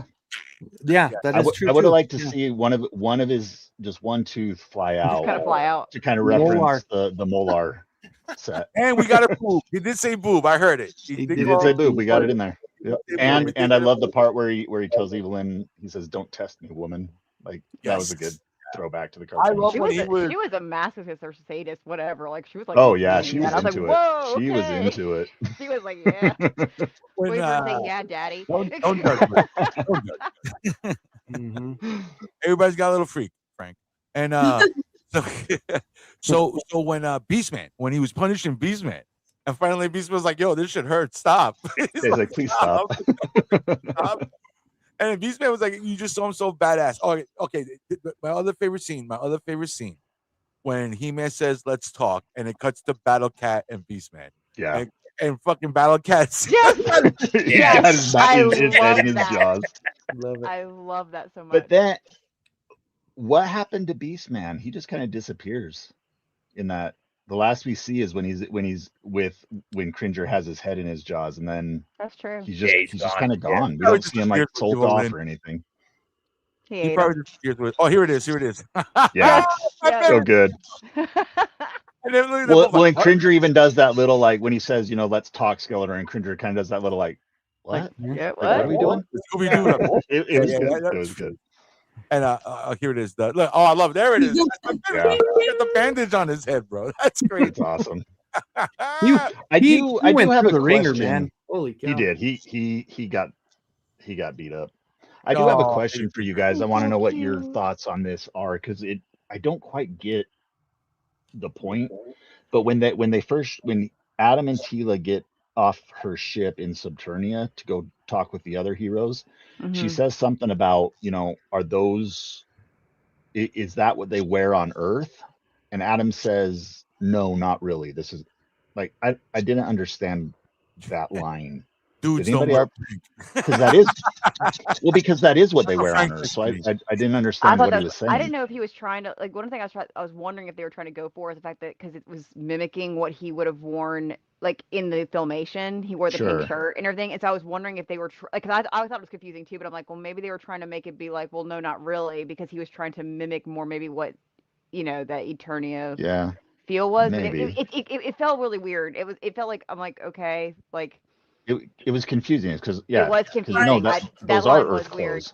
Yeah, that was what I thought is that this was like not his authentic self. Like he had to dress for the job. But that's maybe, maybe. Or like maybe he was dorky on Earth, and that's not what we would regularly wear. But he has to.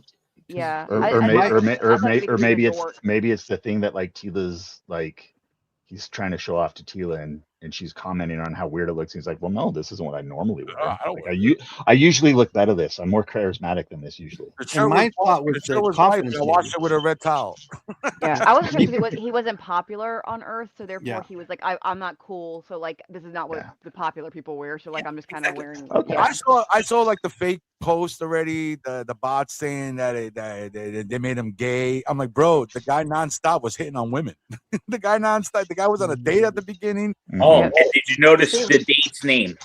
The date's name was Julie, which was the reference to 87. Oh, nice. Yeah, that's a good call. Oh, that's cool. Julie. The close thing, I thought maybe at the beginning, I was thinking maybe it was because of his lack of confidence to like saying he wasn't stylish to go, well, not really, just because he threw something on because he doesn't really have a style of anything. That at first, that's kind of what I thought, but it was. I like that explanation. Yeah, it was odd. I like that one. I'll take What that. did that Julie say? What did she say? She goes, what's a Skeletor? She said something like that. Did you just say Skeletor? Did you just say Skeletor? Well, and I love that he doubles down on it too. He's like, well, yeah. And then he's like, was it the sword thing? And she's like, yeah. And it's like, okay, well, let me over explain it even more to make it even more weird. Like, I love that. Acknowledge me. Acknowledge me. I actually thought I must be the weird one because I was like, if a guy like said this to me, I'd be like, this is really cool. Like, are you like building like a Dungeons and Dragons world? Like, what's going on? Yeah. Well, it's like, you're my guy. You're my type, man. Like, I'll show you. The girl from the comic store actually, after seeing all the shenanigans and all yes, he said, like, are you single or something like that? He says she wants to go out on a date with this guy. Or she's like, I have to take this. He's like, it's not ringing. She goes, yeah, I have to take it and leave. Yeah. I was definitely the girl in the comic book store for sure. I was like, wait, hold on. And then when Skeletor shows up later in his vision, in his memory, I like Skeletor. See, you like HR Skeletor. I like Blind Date Skeletor. See, I thought that was actually great. That was a sharp and that's the one that we've seen a toy revealed for that version of Skeletor. Yeah. Oh, really? The other, nice. We've seen him in like that suit that he's wearing in the restaurant. Wait, who's selling that? So I do hope we get the other It'll one. be for the core line. And what is it? The core figures, like the movie figures that are like the 5.5 inch or little over 5 inch ones. Call that. Oh, was it a core line? Was it not core, or would you think? I thought it was Chronicles, but I need to go back and look. I didn't check I didn't see too much of the articulation. I just it looked a little more like a core figure, but maybe it is either way. I want it. Oh, exactly. I need to connect with y'all because I need to know the hookup of where to get the different ones. It's gonna be called the Who's Your Daddy Skeletor. Nice. Going. With going back to the Earth stuff, I don't know how we are on time. You just tell me when to shut up, George. If anybody needs to leave, go ahead. I'm good. If anybody wants to hang out, okay. I got the rest of the night off. I'm sore down from doing yard work, so I'm dead. With the Earth stuff, I thought the Earth portion worked really well. I didn't feel like it was unnecessary. I didn't feel like it dragged. And I thought it did a really good job of reinforcing who Adam is as a person and kind of the isolation he feels because he didn't really fit in on Eternia. And now he's on Earth and he doesn't fit in, but he's wanting to go home. He remembers everything about his home. And his roommate is telling him, you need to tell your date that your parents are dead and stuff. And Adam says something along the lines of like, you expect me to just forget everything about who I am. And just that little touch of emotional acting that is portrayed there is really, I think, really effective at showing who this Adam is. Yeah. That he's struggling to find his place and he hasn't quite found it yet. So I think that's why the moment at the end when the sorceress tells him, now you're ready. I think that's a really powerful full circle moment for him. Yeah. And I think it's also part of the reason why he's so ready to have this deeper connection with Teela, because he's been gone for 15 years, and even while he was gone, he didn't have any of those kind of close relationships with anybody, and he just was the one wants that to be loved. Good, right? Yeah, she was his friend. She was the one who's been thinking about him for 15 years. She's the one that missed him. It just felt really honest and vulnerable, and I really like to see that in the Adam He-Man dynamic. I like to see why Adam is special and why he's a good person and why he can empathize with other people despite being the most powerful man in the universe. HR, baby. HR told him all that. He wanted to talk later. We're going to de-escalate. We're going to de-escalate the situation. It all worked. Yeah. It was fun. Well, I love the. Go ahead, Maria. those skills when he becomes the next king. Yes, Delegation exactly. and de-escalation. Actually, the Earth part didn't bother me at all. I actually liked it. I like it. Yeah. I think Yeah, it fit it's- in this, and it went fast. So it wasn't If you like watch this on the replay, if you haven't seen it yet, everything you see in the trailer is as much as we see him on Earth, and it's Yeah, that's it. every scene Yeah. we see in the trailer of him on Earth is extended maybe a minute more, a minute, 2 minutes more, and that's it. And every scene is, and it's good stuff. It's nothing really bad, and it wasn't bad. I mean, yeah, I could have done it without the. You got the sword. You got the sword. You got the sword. You know, just throwing that Oh, up. yeah. I guess I was just impatient. You know what I'm saying? I guess I'm just impatient. He shows up there. I know what's In going to the happen. fright zone. In the fright zone, yeah, Yeah, in the fright zone. right there. But it was funny when he was like, "You'll know who I am," and then he's like, "Dude, no, I won't. I'm going Oh, I into know. a comic shop. I don't." It's like, how am I supposed to know who you All are? look the same. And then it takes the guy so long to like actually, you know, Get He was in the reveal bathroom. himself. I was in the bathroom. I really like I really like how they acknowledged the what's going on meme as well. Like, I'm glad they didn't replicate it in some way. I'm glad it was just a cool, a cool needle drop for the song that fit in with that moment. I thought it was handled really well. And then the song following snaps, I got the power. That was great. That was great. That was great. And also that he actually has this face because he doesn't know what's going on. Like, he's asking himself, what's going on? The first time I watch it, you see the cops get out. You watch it. What happened to the cops? They fucking took off running just like they're out of there. They're gone. Running also. The Highlander twins. Yeah, yo, that was funny. That was funny. Yeah, Highlander, whatever. I'm curious how Adora Shiro react when she finds out her father is dead and Adam He-Man kinda is to blame. Yeah, and it's also the problem with killing off Randor, and it happened in Revolution 2. I don't like Randor dying before he gets to be reunited with his daughter. I don't like that. I don't think it was necessary for this character to die. I don't know why they're I so don't think it needed to happen. eager to kill fathers. I can't deal with You that. could still have that conversation and then take him away to get him better. I right? agree. Yeah, exactly. That's what I thought. I thought that might happen. I thought maybe they would do that, or like somehow they would. I don't know if like the sorceress would come in or something, and maybe do like something. and because because Adam's even saying in that moment, he's like, you can't close your eyes. I need to say it. I haven't got to say it. So right. You kind of like, the way the scene is built, you kind of expect to have that payoff. It's a little bit later, Yeah. But we don't get that.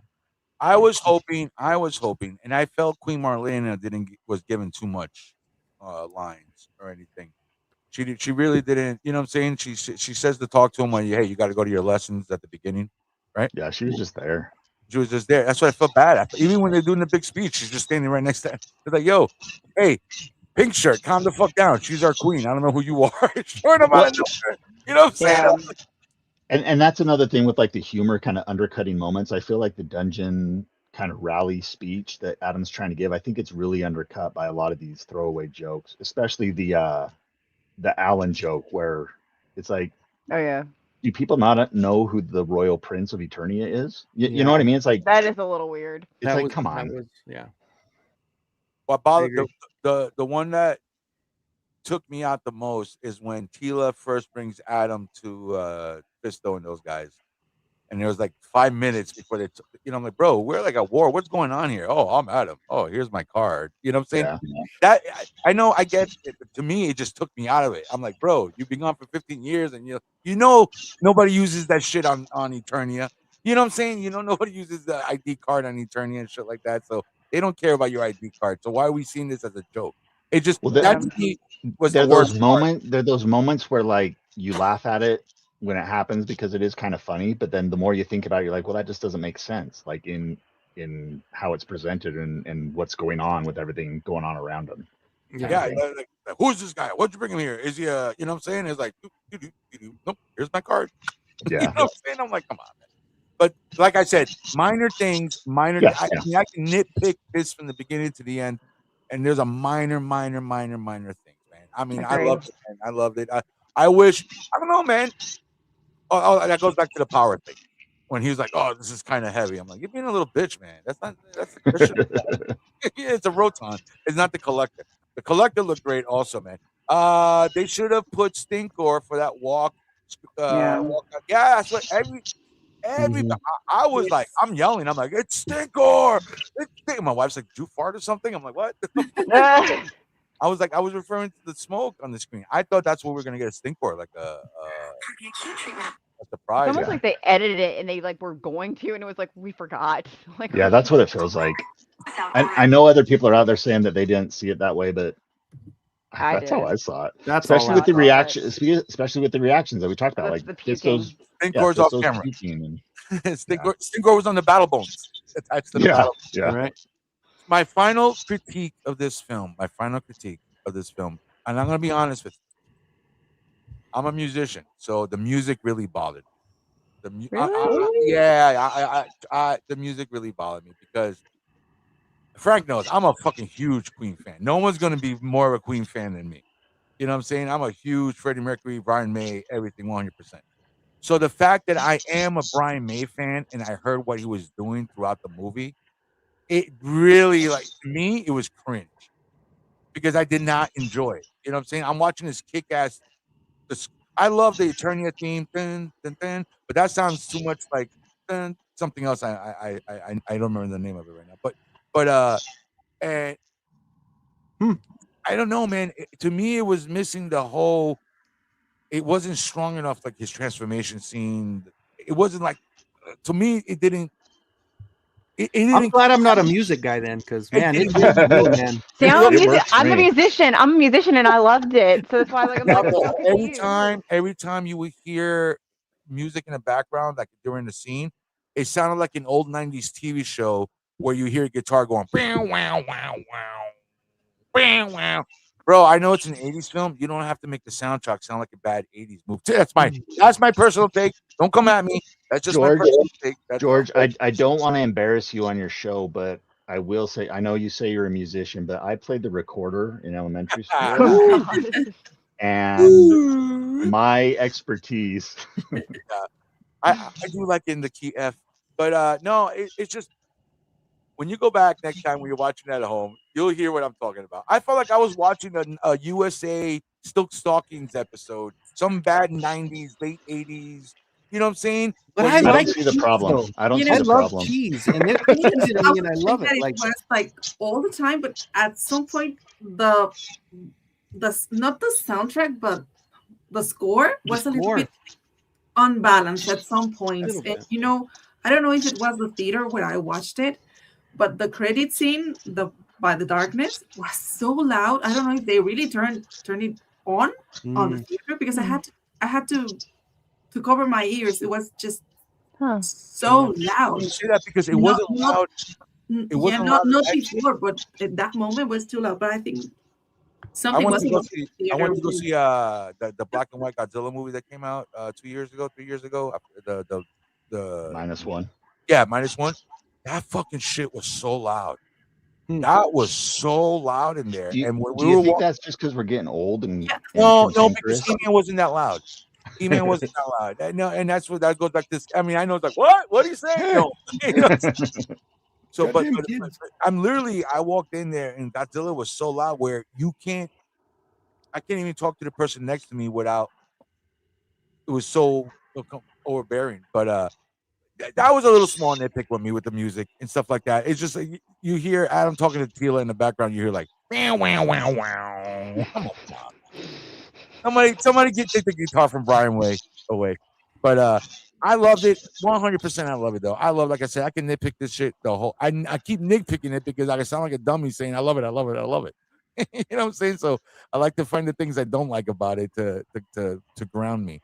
That's true, because I am the same way. The whole time I'm thinking, I'm like, everybody's done a review. Everybody's and even though I'm a MOTU guy to the core, it's like, do I want to just get in there and tell everybody how much I love it? They're gonna like, no shit, dude. We know, we get it. Troll Slayer 007 says, I didn't like the ending song. I mean, here we are masters of the universe. Okay, and that's another thing that bothered me. I can't stand they used the song from Highlander. How cheap is that, man? We already used that song in Highlander. Now I you're loved using it. it here. I don't care. I loved it. Yeah, I kind of thought it was cool. I think they were meant to use the one from the darkness, but in the last minute they changed it. That's how it seemed to me, that they were going to use the original theme. Yeah. But in the end, it didn't work quite as well, so they used the one from Highlander. I was right before the smoke, right after the smoke, right when they were walking out. Yeah, they did the Princes of the Universe. I loved it. I liked it. Yeah, and I like the there's a little bit of clever editing with that song because you get all the heroes taking back Eternos and fighting, and the part in that Queen song where Mercury says bring on the girls. The way that scene is edited, that's when Dion comes in and starts blasting everybody. Like it's really, cool. I thought it was a pretty cool little bit of editing. I like so she's not Cyclone like everybody thought she was. No. Everybody thought she was gonna be was it Cyclone? Cyclone, yeah. Oh, they gender swap Cyclone. A lot of sexual innuendos, a lot of jokes, a lot of sexual jokes in this. Yeah, that was one thing that I thought was funny. Is there's some guy complaining online about how he was mad that a PG-13 movie had so many sex jokes in it. I was like, but it's PG-13, man. It's PG-13. Yeah. Don't you remember how you were when you were 13, 14? Yeah. I was surprised by the amount of language that was in it. Like, just knowing that there's a lot of kids in it. It's like, you know what I'm saying? Like, I mean, sure. Didn't Tila say shit also? Yeah. Like, I was like, whoa, okay. Well, she called Cringer, or she called him a pussy, right? And then she said, literally. It's like Cringer's like, bitch, I can slice you up. I'm so glad I think that would have worked better if she had just called him a scaredy cat. Scaredy cat. I think the play on words would have been so much better. He's just a Cringer. Yeah. Like we were saying with the with taking something away from the scene with jokes and stuff like that. One was the sexual innuendo. One was in the final battle where he's holding up He-Man. Skeletor's holding up He-Man, and he's talking about his sword between his dangling thighs. I'm like, what? Why? Yeah. That sword between your thighs. Leto added that in, right? Yeah. Oh, and Frank, sorry, man. I saw the score. Sorry, dude. I thought it was going badly by your face. I was like, oh, it did not look good. Hey, it's all right. They took the first two, bro. You're good. You're good. I think so. Like the Knicks are losing, or Frank's having a stroke again, or both. as far as the music and the score goes, I think my only disappointment is I would have liked to hear more of the Filmation tunes kind of integrated throughout it. Something try to. They did it with Superman. Well, but could they do that though? Tom Williams isn't that song in every version? Would they been able to do that though? Because isn't there like a copyright thing for that, and that's why they had to change it to a point? Is that not correct? I think there's probably something like that in there. Okay. Because I know they're having that's why they have like. Yeah, that's true. But it also could be like a limited license thing where they're allowed to use it in that one scene, but they can't use other of the Filmation tracks. That's what I was wondering if it was, because I was hoping for it, but I was like, okay, I think it just must be a copyright thing that they were and only could get so much permission. I do. What I do know is that moment when you start hearing the first notes of the He-Man theme music, and then and then he rides out on Battle Cat, and you've got the vocalization of the He-Man, like you can't beat that feeling sitting in the theater and hearing that and seeing it, and man. Well, they do that, and that for those who don't know what we're talking about, at the end you see in the commercial that scene where you see He-Man on Battle Cat. They're actually playing the Filmation. Dun, dun, dun, dun, dun. They're playing the old Filmation theme song. Yeah. And we see Man at Arms in an after credit scene. We see Man at Arms and Queen Marlena talking. They do the whole, what was it, Empire Strikes Back? That boy's our only hope. No. Yeah, there's another. There's another. I thought that's where the scene would end. I thought that was. Yeah, I was shocked that they. I was very shocked that it went so hard into She-Ra. I mean, we see She-Ra, we hear the She-Ra music. Well, that's why I thought I was gonna wait like at least another film to even go there. I was shocked. I expected a tease for She-Ra. Correct. And I thought the dialogue would be. That's what I was expecting, something along those lines. Right, that or at least just sword and be done with it. Yeah. Yeah. It showed the Yeah, it's like, and well, the- she holds the sword, you know, in her hand like she does in the cartoon and transformation. it showed that ribbon, her ribbon transformation. Yeah, it was cool. It was cool. That's And I also like how her sword is designed because it's not just an exact copy of He-Man's sword. He-Man's sword is very angular and Yeah. I guess masculine. She-Ra's sword is very rounded and elegant and kind of has more of a, I hope I don't sound sexist, but it kind of has more of a No, it does. feminine thing to it. But it also reminded me of her her Ass. vintage toy sword design. Yeah. I was just glad. Well, they got we know the ass has good curvature. Yeah. We know that. I was just glad they got somebody because when I looked up who she was and I had no recognition. And I love that because now we don't go in with this like, oh, it's this, you know, because I feel like when you get like these Well, A that's actors, not going to be her. Yeah, she's just a stand-in for that moment. I don't think she's she'll a actually be stand-in? She-Ra. Yeah. Yeah. Travis Knight says he has an idea of who he wants to use. Oh. And he won't reveal that until he clear the rights of it. Courtney Cox. Interesting. Well, say it would. Well, Melinda Britt is trying to like get people behind her granddaughter because that's the voice of She-Ra, and her granddaughter actually could pull off She-Ra, no question. And that would be a really cool thing. Force Captain Adora, not anymore. Yeah, that was pretty badass. Yeah. And that was Hordak's. What is that called? Hordak's little Fright Zone. His lair. Fright Zone.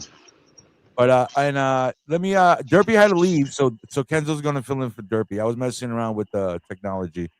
So this was Derpy. I had Derpy as Ram Man messing around. You know the hustlers of the universe. So we don't get sued. There you go. Eva Maria, baby. Awesome. By the way, everybody, in the comments, happy birthday, Maria. Hashtag happy birthday, Maria. Maria is 25 years old today. Happy birthday.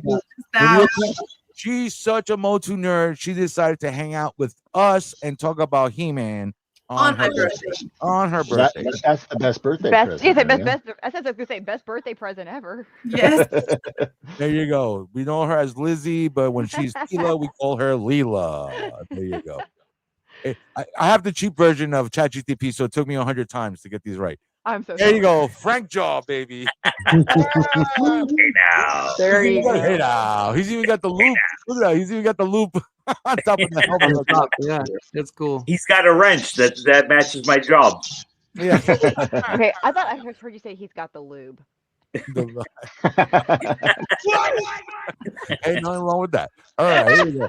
Got at arms. Cole, it took me 100 times. It took me 100 times to get Cole. Finally, I was like, make him look like the cartoon version. I was like, boom, there you go. That's awesome. Got at arms always. I loved Man at Arms and use action, but going back to the jokes thing, I think it was too much, man. I never seen Man at Arms be that crazy like that. Yeah. You know what I'm saying? Like I've always felt Man at Arms is reserved. In every version we've gotten Man at Arms. I think that was Idris Elba having something to say.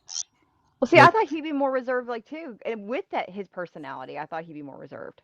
So Even, he's always said, like in all of his roles, like when he was in Thor, he wanted more substance, more to be part of the group and have fun.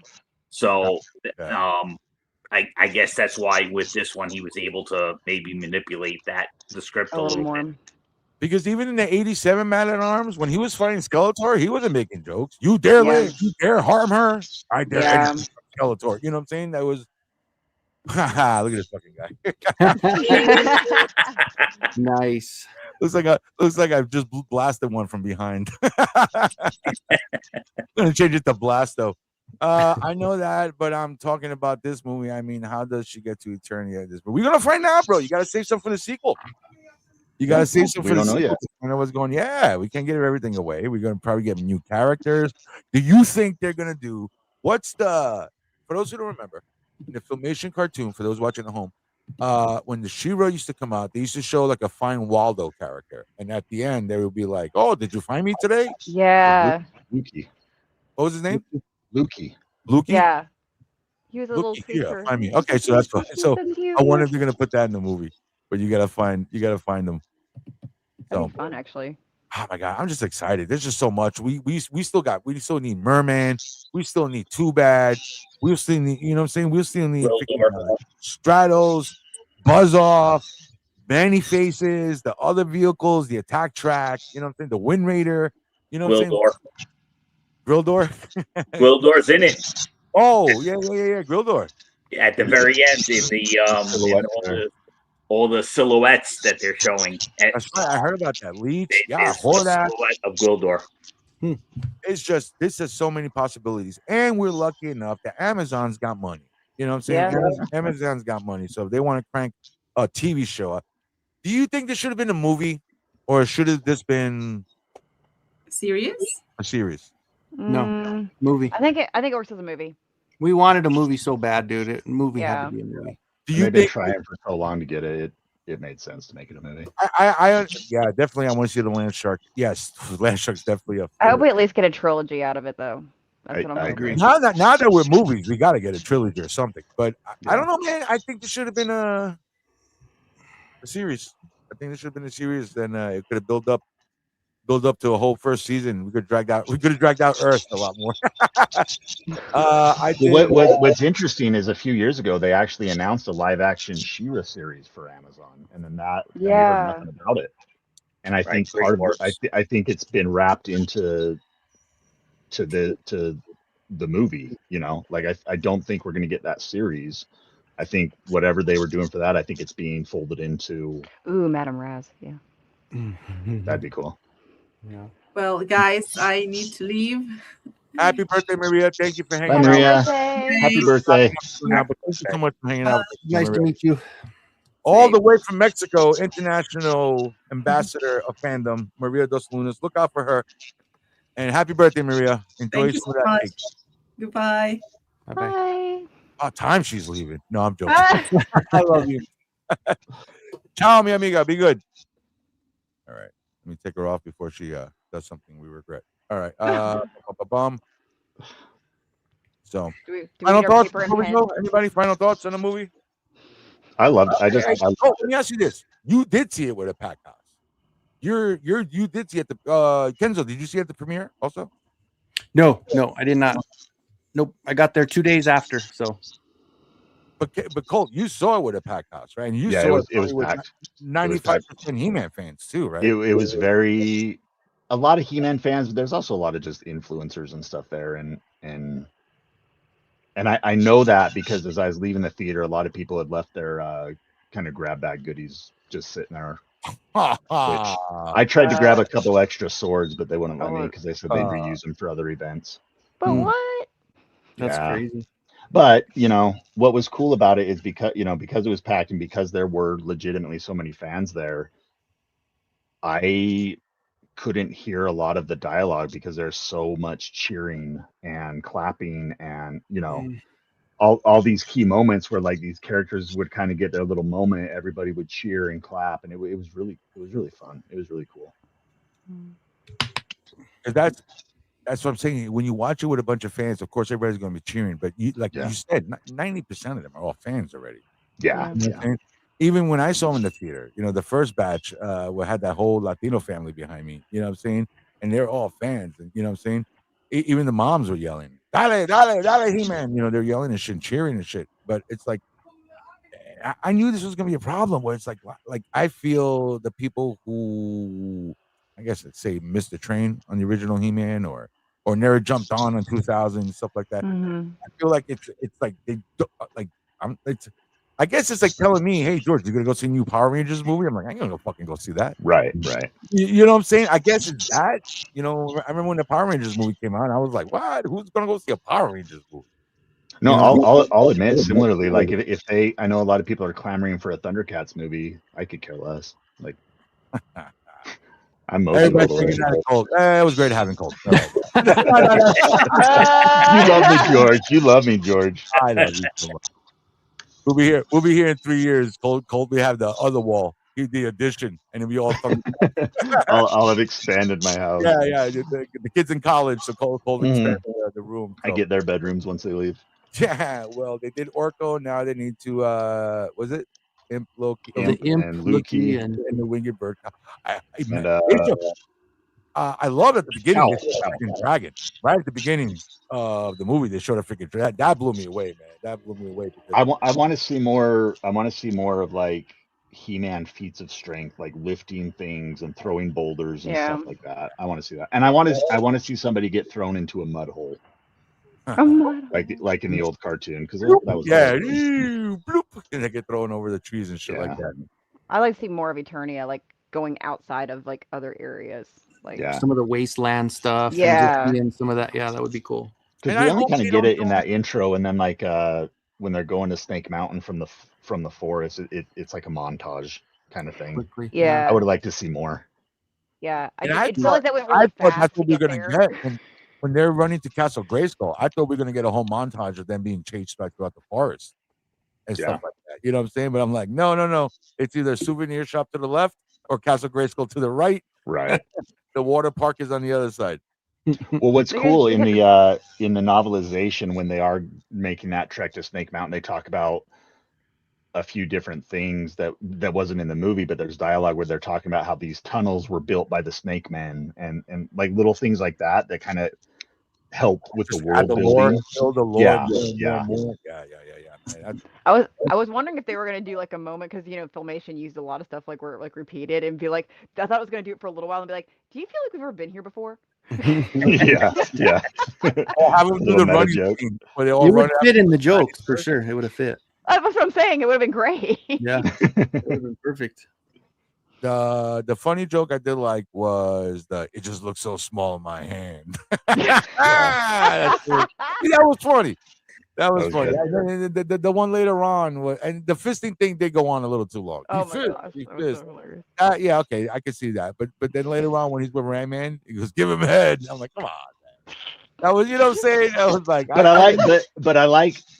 I think that one's okay, because even they acknowledge that, okay, that was a bad joke. That one we shouldn't have said that. Sorry. Yeah, I'm sorry. I'm sorry.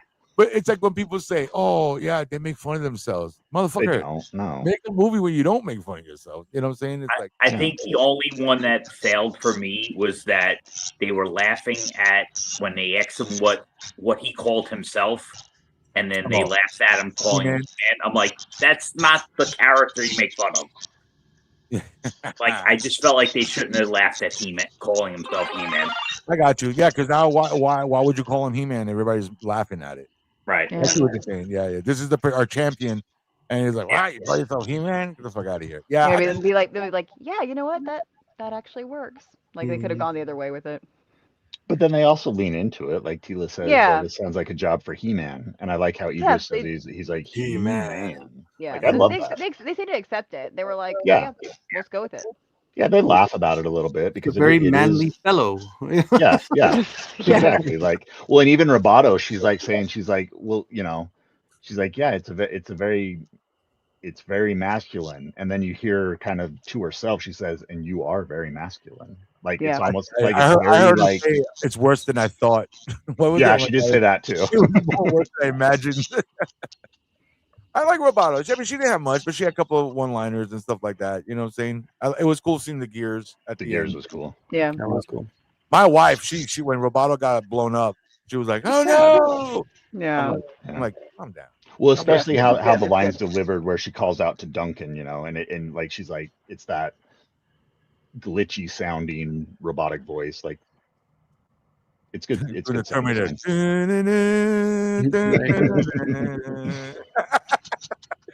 But yeah, when I noticed that my wife was, she that part, she was like, "Oh no!" Or when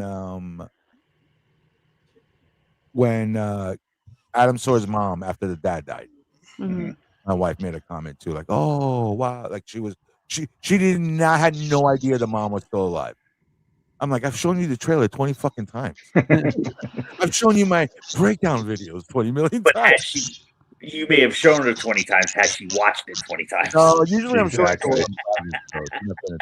Not this again, George. Yeah, I know. I'm like, now you know what it's like when you do football, Gloria. I got to hear this shit until the Super Bowl, and then I don't hear nothing. This was my Super Bowl. These are my Seahawks. She's a Seahawks fan, so I'm like, these are my Seahawks, and this is all my Seahawks fans right here. And this is what we're doing with tailgating. We're talking about it with the post show, the pregame show, the charity all-star game show that they do afterwards. You know what I'm saying? Yeah. So I don't think Skeletor should have been nice to He-Man when He-Man saw Randor. He goes, Dad, and Skeletor goes, I'll give you some time alone. See, no, we spoke about this before. We think Skeletor kind of got buried underneath the rubble. That's what we're gonna say. Skeletor wasn't watching, going, "Oh, how nice." Confirmed by Colt. So There you've too. seen it 4 times. So there you go. That's right. Yeah. He was in the theater. Was the theater with the 3 screens? Screen X. In Screen X, you can see Skeletor on the left, buried. I will confirm that tomorrow. Yeah, confirm it for us. Because I'm pretty sure you see rubble fall on top of Skeletor. I say I only saw it once, and buried. I assumed he's buried. Yeah. You just don't see him dig himself out or anything. Yeah. Well, he got knocked out for a minute. Yeah. Give him a little bit, you know. So I am excited for that though, the Screen X, because again, listening to Travis Knight, they specifically filmed scenes just for the Screen X version. Cool. Oh, that's cool. Yeah. So Lizzie, how far are you from Charlottesville? How far are you from Charlottesville? 2 hours. See, it's like 6 hours for me. I think almost like 4 or 5 hours for me, and that's the closest Screen X in Virginia. Wait, they have one in Charlottesville? No, around there, one of those places. I looked at. I know it's like 4 or 5 hours. Charlotte. No, not Charlotte. It's in Virginia. It's in Northern Virginia somewhere on your side. She lives on the other. For those who know, she lives on the other. I'm gonna look this up now. So you said it's a. So there's 2 ways to look it up. You got to either look it up by theater, or Screen X has a website, but for the website for Screen X for some reason doesn't show every theater. Or just go. Alexa, is George bullshitting again? I'm just super curious about this right now. Looks like Highlands Ranch in Colorado has one. I'd have to drive about an hour and a half to look at it, but I would do it. Where are you from, brother? In Colorado? Colorado, yeah. Colorado, nice. Yeah, man. I was like I said, man, I could watch the shit all the time. So have you guys seen the trailer for the cartoon? Yeah. What do you think about that Skeletor's voice? Wait, I love what it. cartoon? There's a new YouTube series. It debuts on June 19th. Oh, the one that kind of looks kind of kiddish, like it's a little it's aimed for kids. I haven't seen the trailer yet. It's it's a meet. They're going to be dropping a bunch of these leading up to it, but it's an introductory character short. It's like 40 seconds, and it's just introducing Skeletor and Skeletor doing stuff. It's fun. It's fun. I'm interested in watching because I saw somebody posted there. I'm like, it looks like it could be like kind of Teen Titan fun. Exactly. It looks fun. I like the designs. It looks cool. Yeah, that vibe. And it's a great way because if you bring kids into it and kids are buying the property up, then we get more. I just can't stand when people say, "Who the fuck wants this shit? Who wants to show the kids into it?" Yeah, I do. I'm in all day. More. I'll take it. Yeah. But you guys are professional collectors. I'm going to call you guys professional collectors. You literally go out of your way to make sure you have what you want in your collection. I'm talking about people who never collect He-Man and they're into the Shogun Warriors. Now I'm like, ooh, I want the Skeletor one because it looks pretty cool. Or the people who are into collecting the teddy bears last year or 2 years ago, and the MOTU bears came out, or a couple of years ago they came out. The teddy bears. Right. The ones from Build-A-Bear. I don't remember which ones. I think they look like or whatever toy. Oh, the bear. They're not Build-A-Bear. It's the Brick Bear or something like that. Whatever they are, whatever they were. Yeah. That's how you get other people. You know what I'm saying? Okay. You're not going to advertise to the same fucking. You're not going to advertise to the 2 guys at the bottom over here. Yeah, we're already in. Yeah. And here's the thing. It's like to get toys. You know it's like the Barbie, He-Man, and Teela. That they revealed. Like so many people like complaining about who's this for and stuff like that. And like, well, for one, Maria, she bought them. Like she was excited. I got the She-Ra. Yeah, so. There's the She-Ra. It's like. Just because it's not something that you personally would pick up doesn't mean that somebody else isn't into it. So shut up about it. Like, who cares what people do with their money? I got the Monster High one. That's the first doll I ever bought. Yeah, that was cool. I gotta ask, do y'all open up your toys? Because I see most of them displayed look like they're not in boxes. So do you open them? Yeah, I open mine. I like playing with them. I like. Okay, I wanted to ask that because like there was I wanted to get one, but I'm like I feel like I'm gonna want to pull it out of the box if I get it. Yeah, the only ones I really keep in boxes are like I have a couple that I have that are signed by like voice actors. I keep them in the box, but like everything else, no. I want to get all their weapons out and Okay. Yeah, I wanted to get the one with Cringer and Adam and like where they're hugging and like I was like, oh, it's so cute. I want that so badly. Yeah. Colt's got a landfill filled with like 30,000 pieces of plastic. It's true. It's true. So, all righty. So I guess we're just about done. So we all enjoyed the movie. We like the movie. I think everybody thinks Kenzo, any favorite action sequence? Any guys last time? I know we talked about before. I said my favorite scene was He-Man just fighting everybody at Snake Mountain. That one scene. Yeah. I mean, Spikor getting stuck to the ceiling was pretty cool. Yeah, that was great. On paper you think that's so stupid, but it worked. It worked during the actual battle. But Beastman's movements, I liked how Beastman was more gorilla-like with the longer arms and the shorter. I loved how he ran. Like I loved how he kind of chased him. On that topic, can I plug something really quick? I'm going to be a little bit selfish. Go ahead, my brother. I got to interview both the stunt performer and the motion capture performer for Beastman, and hearing them talk about their process that goes into creating this character is really fascinating. And then there, in addition to those two, there's also a third person who does the voice for Beastman. So there's 3 people contributing to bringing Beastman to life on screen, and it's really fascinating to hear how that happens. Like to me, it's magic. Like that's literally movie magic. How that happens, it's really cool. Nice. You can check out Dad at Arms. He does great interviews with all MOTU properties and all these guys. And yeah, check that out, man. Definitely. Thank you. Which bad guy survived? Because I'm not sure what happened to Beastman. So he's around. He's a legacy character. He ain't going nowhere. He ain't going. I don't know what they kill fucking Moss Man. Moss Man. But he's a Moss Man. They can replant a seed somewhere. There you go. If we don't see a body, they're not dead. That's if true. You don't see movies, if you don't see a body, Trapjaw, we just see an explosion. Yeah. So he could come back. He's a cyborg. I mean, he could come back. Somehow. Yeah. Mm-hmm. I love that fight with Man at Arms when he put the grenade in his mouth or something like that. That's another thing where I didn't expect him to go so hard with it. Like ripping that jaw open was so. That's what I'm saying. I love this. See the trailers and people are thinking of the meme. People are thinking the Hey Now meme when Man at Arms is fucking ripping this dude's mouth off and shoving a grenade in the guy's mouth.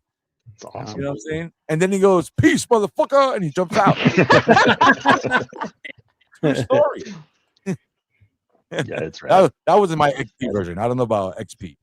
I think the only 2 confirmed kills are Karg and Goatman. Right? Well, Karg was still moving. I checked the second time. Karg was still moving on the floor. When sword to his heart, though, he's not lasting too long. We don't know what type of race he is. That's true. His heart's over on his shoulder. No, I'm joking. Yeah. The reason why I looked because the closest thing we saw to blood was around Adam's chest in the stern when he got stabbed. Mm-hmm. That was the closest thing we saw. We saw Trapjaw spits up some blood in the first fight with Man at Arms. See, now I gotta go back and rewatch it. I missed that. He did. He spits out blood on the floor. Moss Man is natural. He'll grow back. Groot did. Yes. That's what I think. Usually, Moss Man comes back as an indica or a sativa. So usually he does that. Trapjaw put that you feel mentally in Man at Arms' head. Yeah, Trapjaw messed him up. Yeah. Trapjaw messed up Man at Arms. Big time. That still bothers I think that was another, I said earlier that I wish that moment between Man at Arms and Adam wasn't undercut with a joke. Because I do think it's a very powerful moment. And again, this goes into being a parent, and how we want our kids to grow up and just that fear of failing them in some capacity.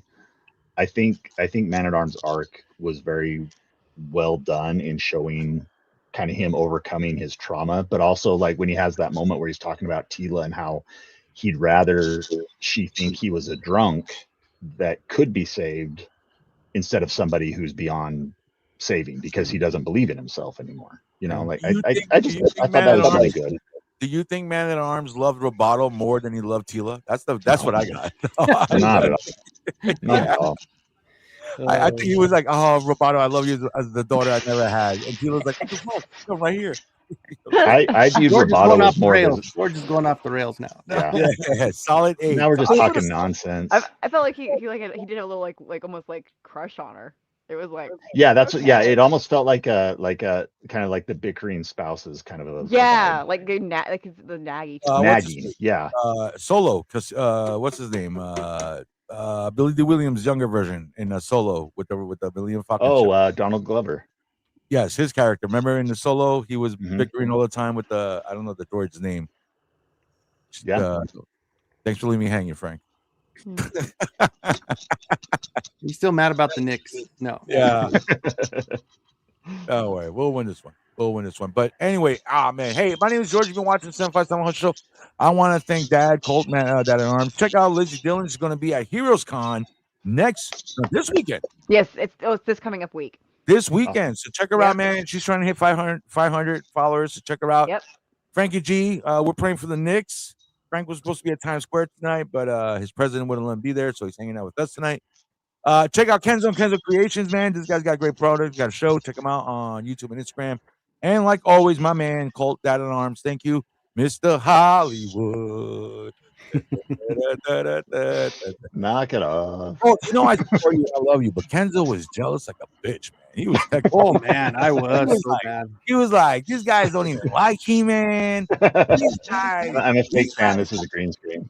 Yeah. Hey, I wasn't Kenzo mad was at him, but there were a few that I looked at like, what the hell are they doing there? Like, come on. Yeah, it's one of those things where like obviously I'm so happy that people like Pixel Dan are there because they're the ones that deserve it. You know what I mean? Out of all of us. Yeah. But then there's people where it's like this is just Mattel getting high follower counts to promote this movie, and I get it from a marketing perspective, but at the same time it does.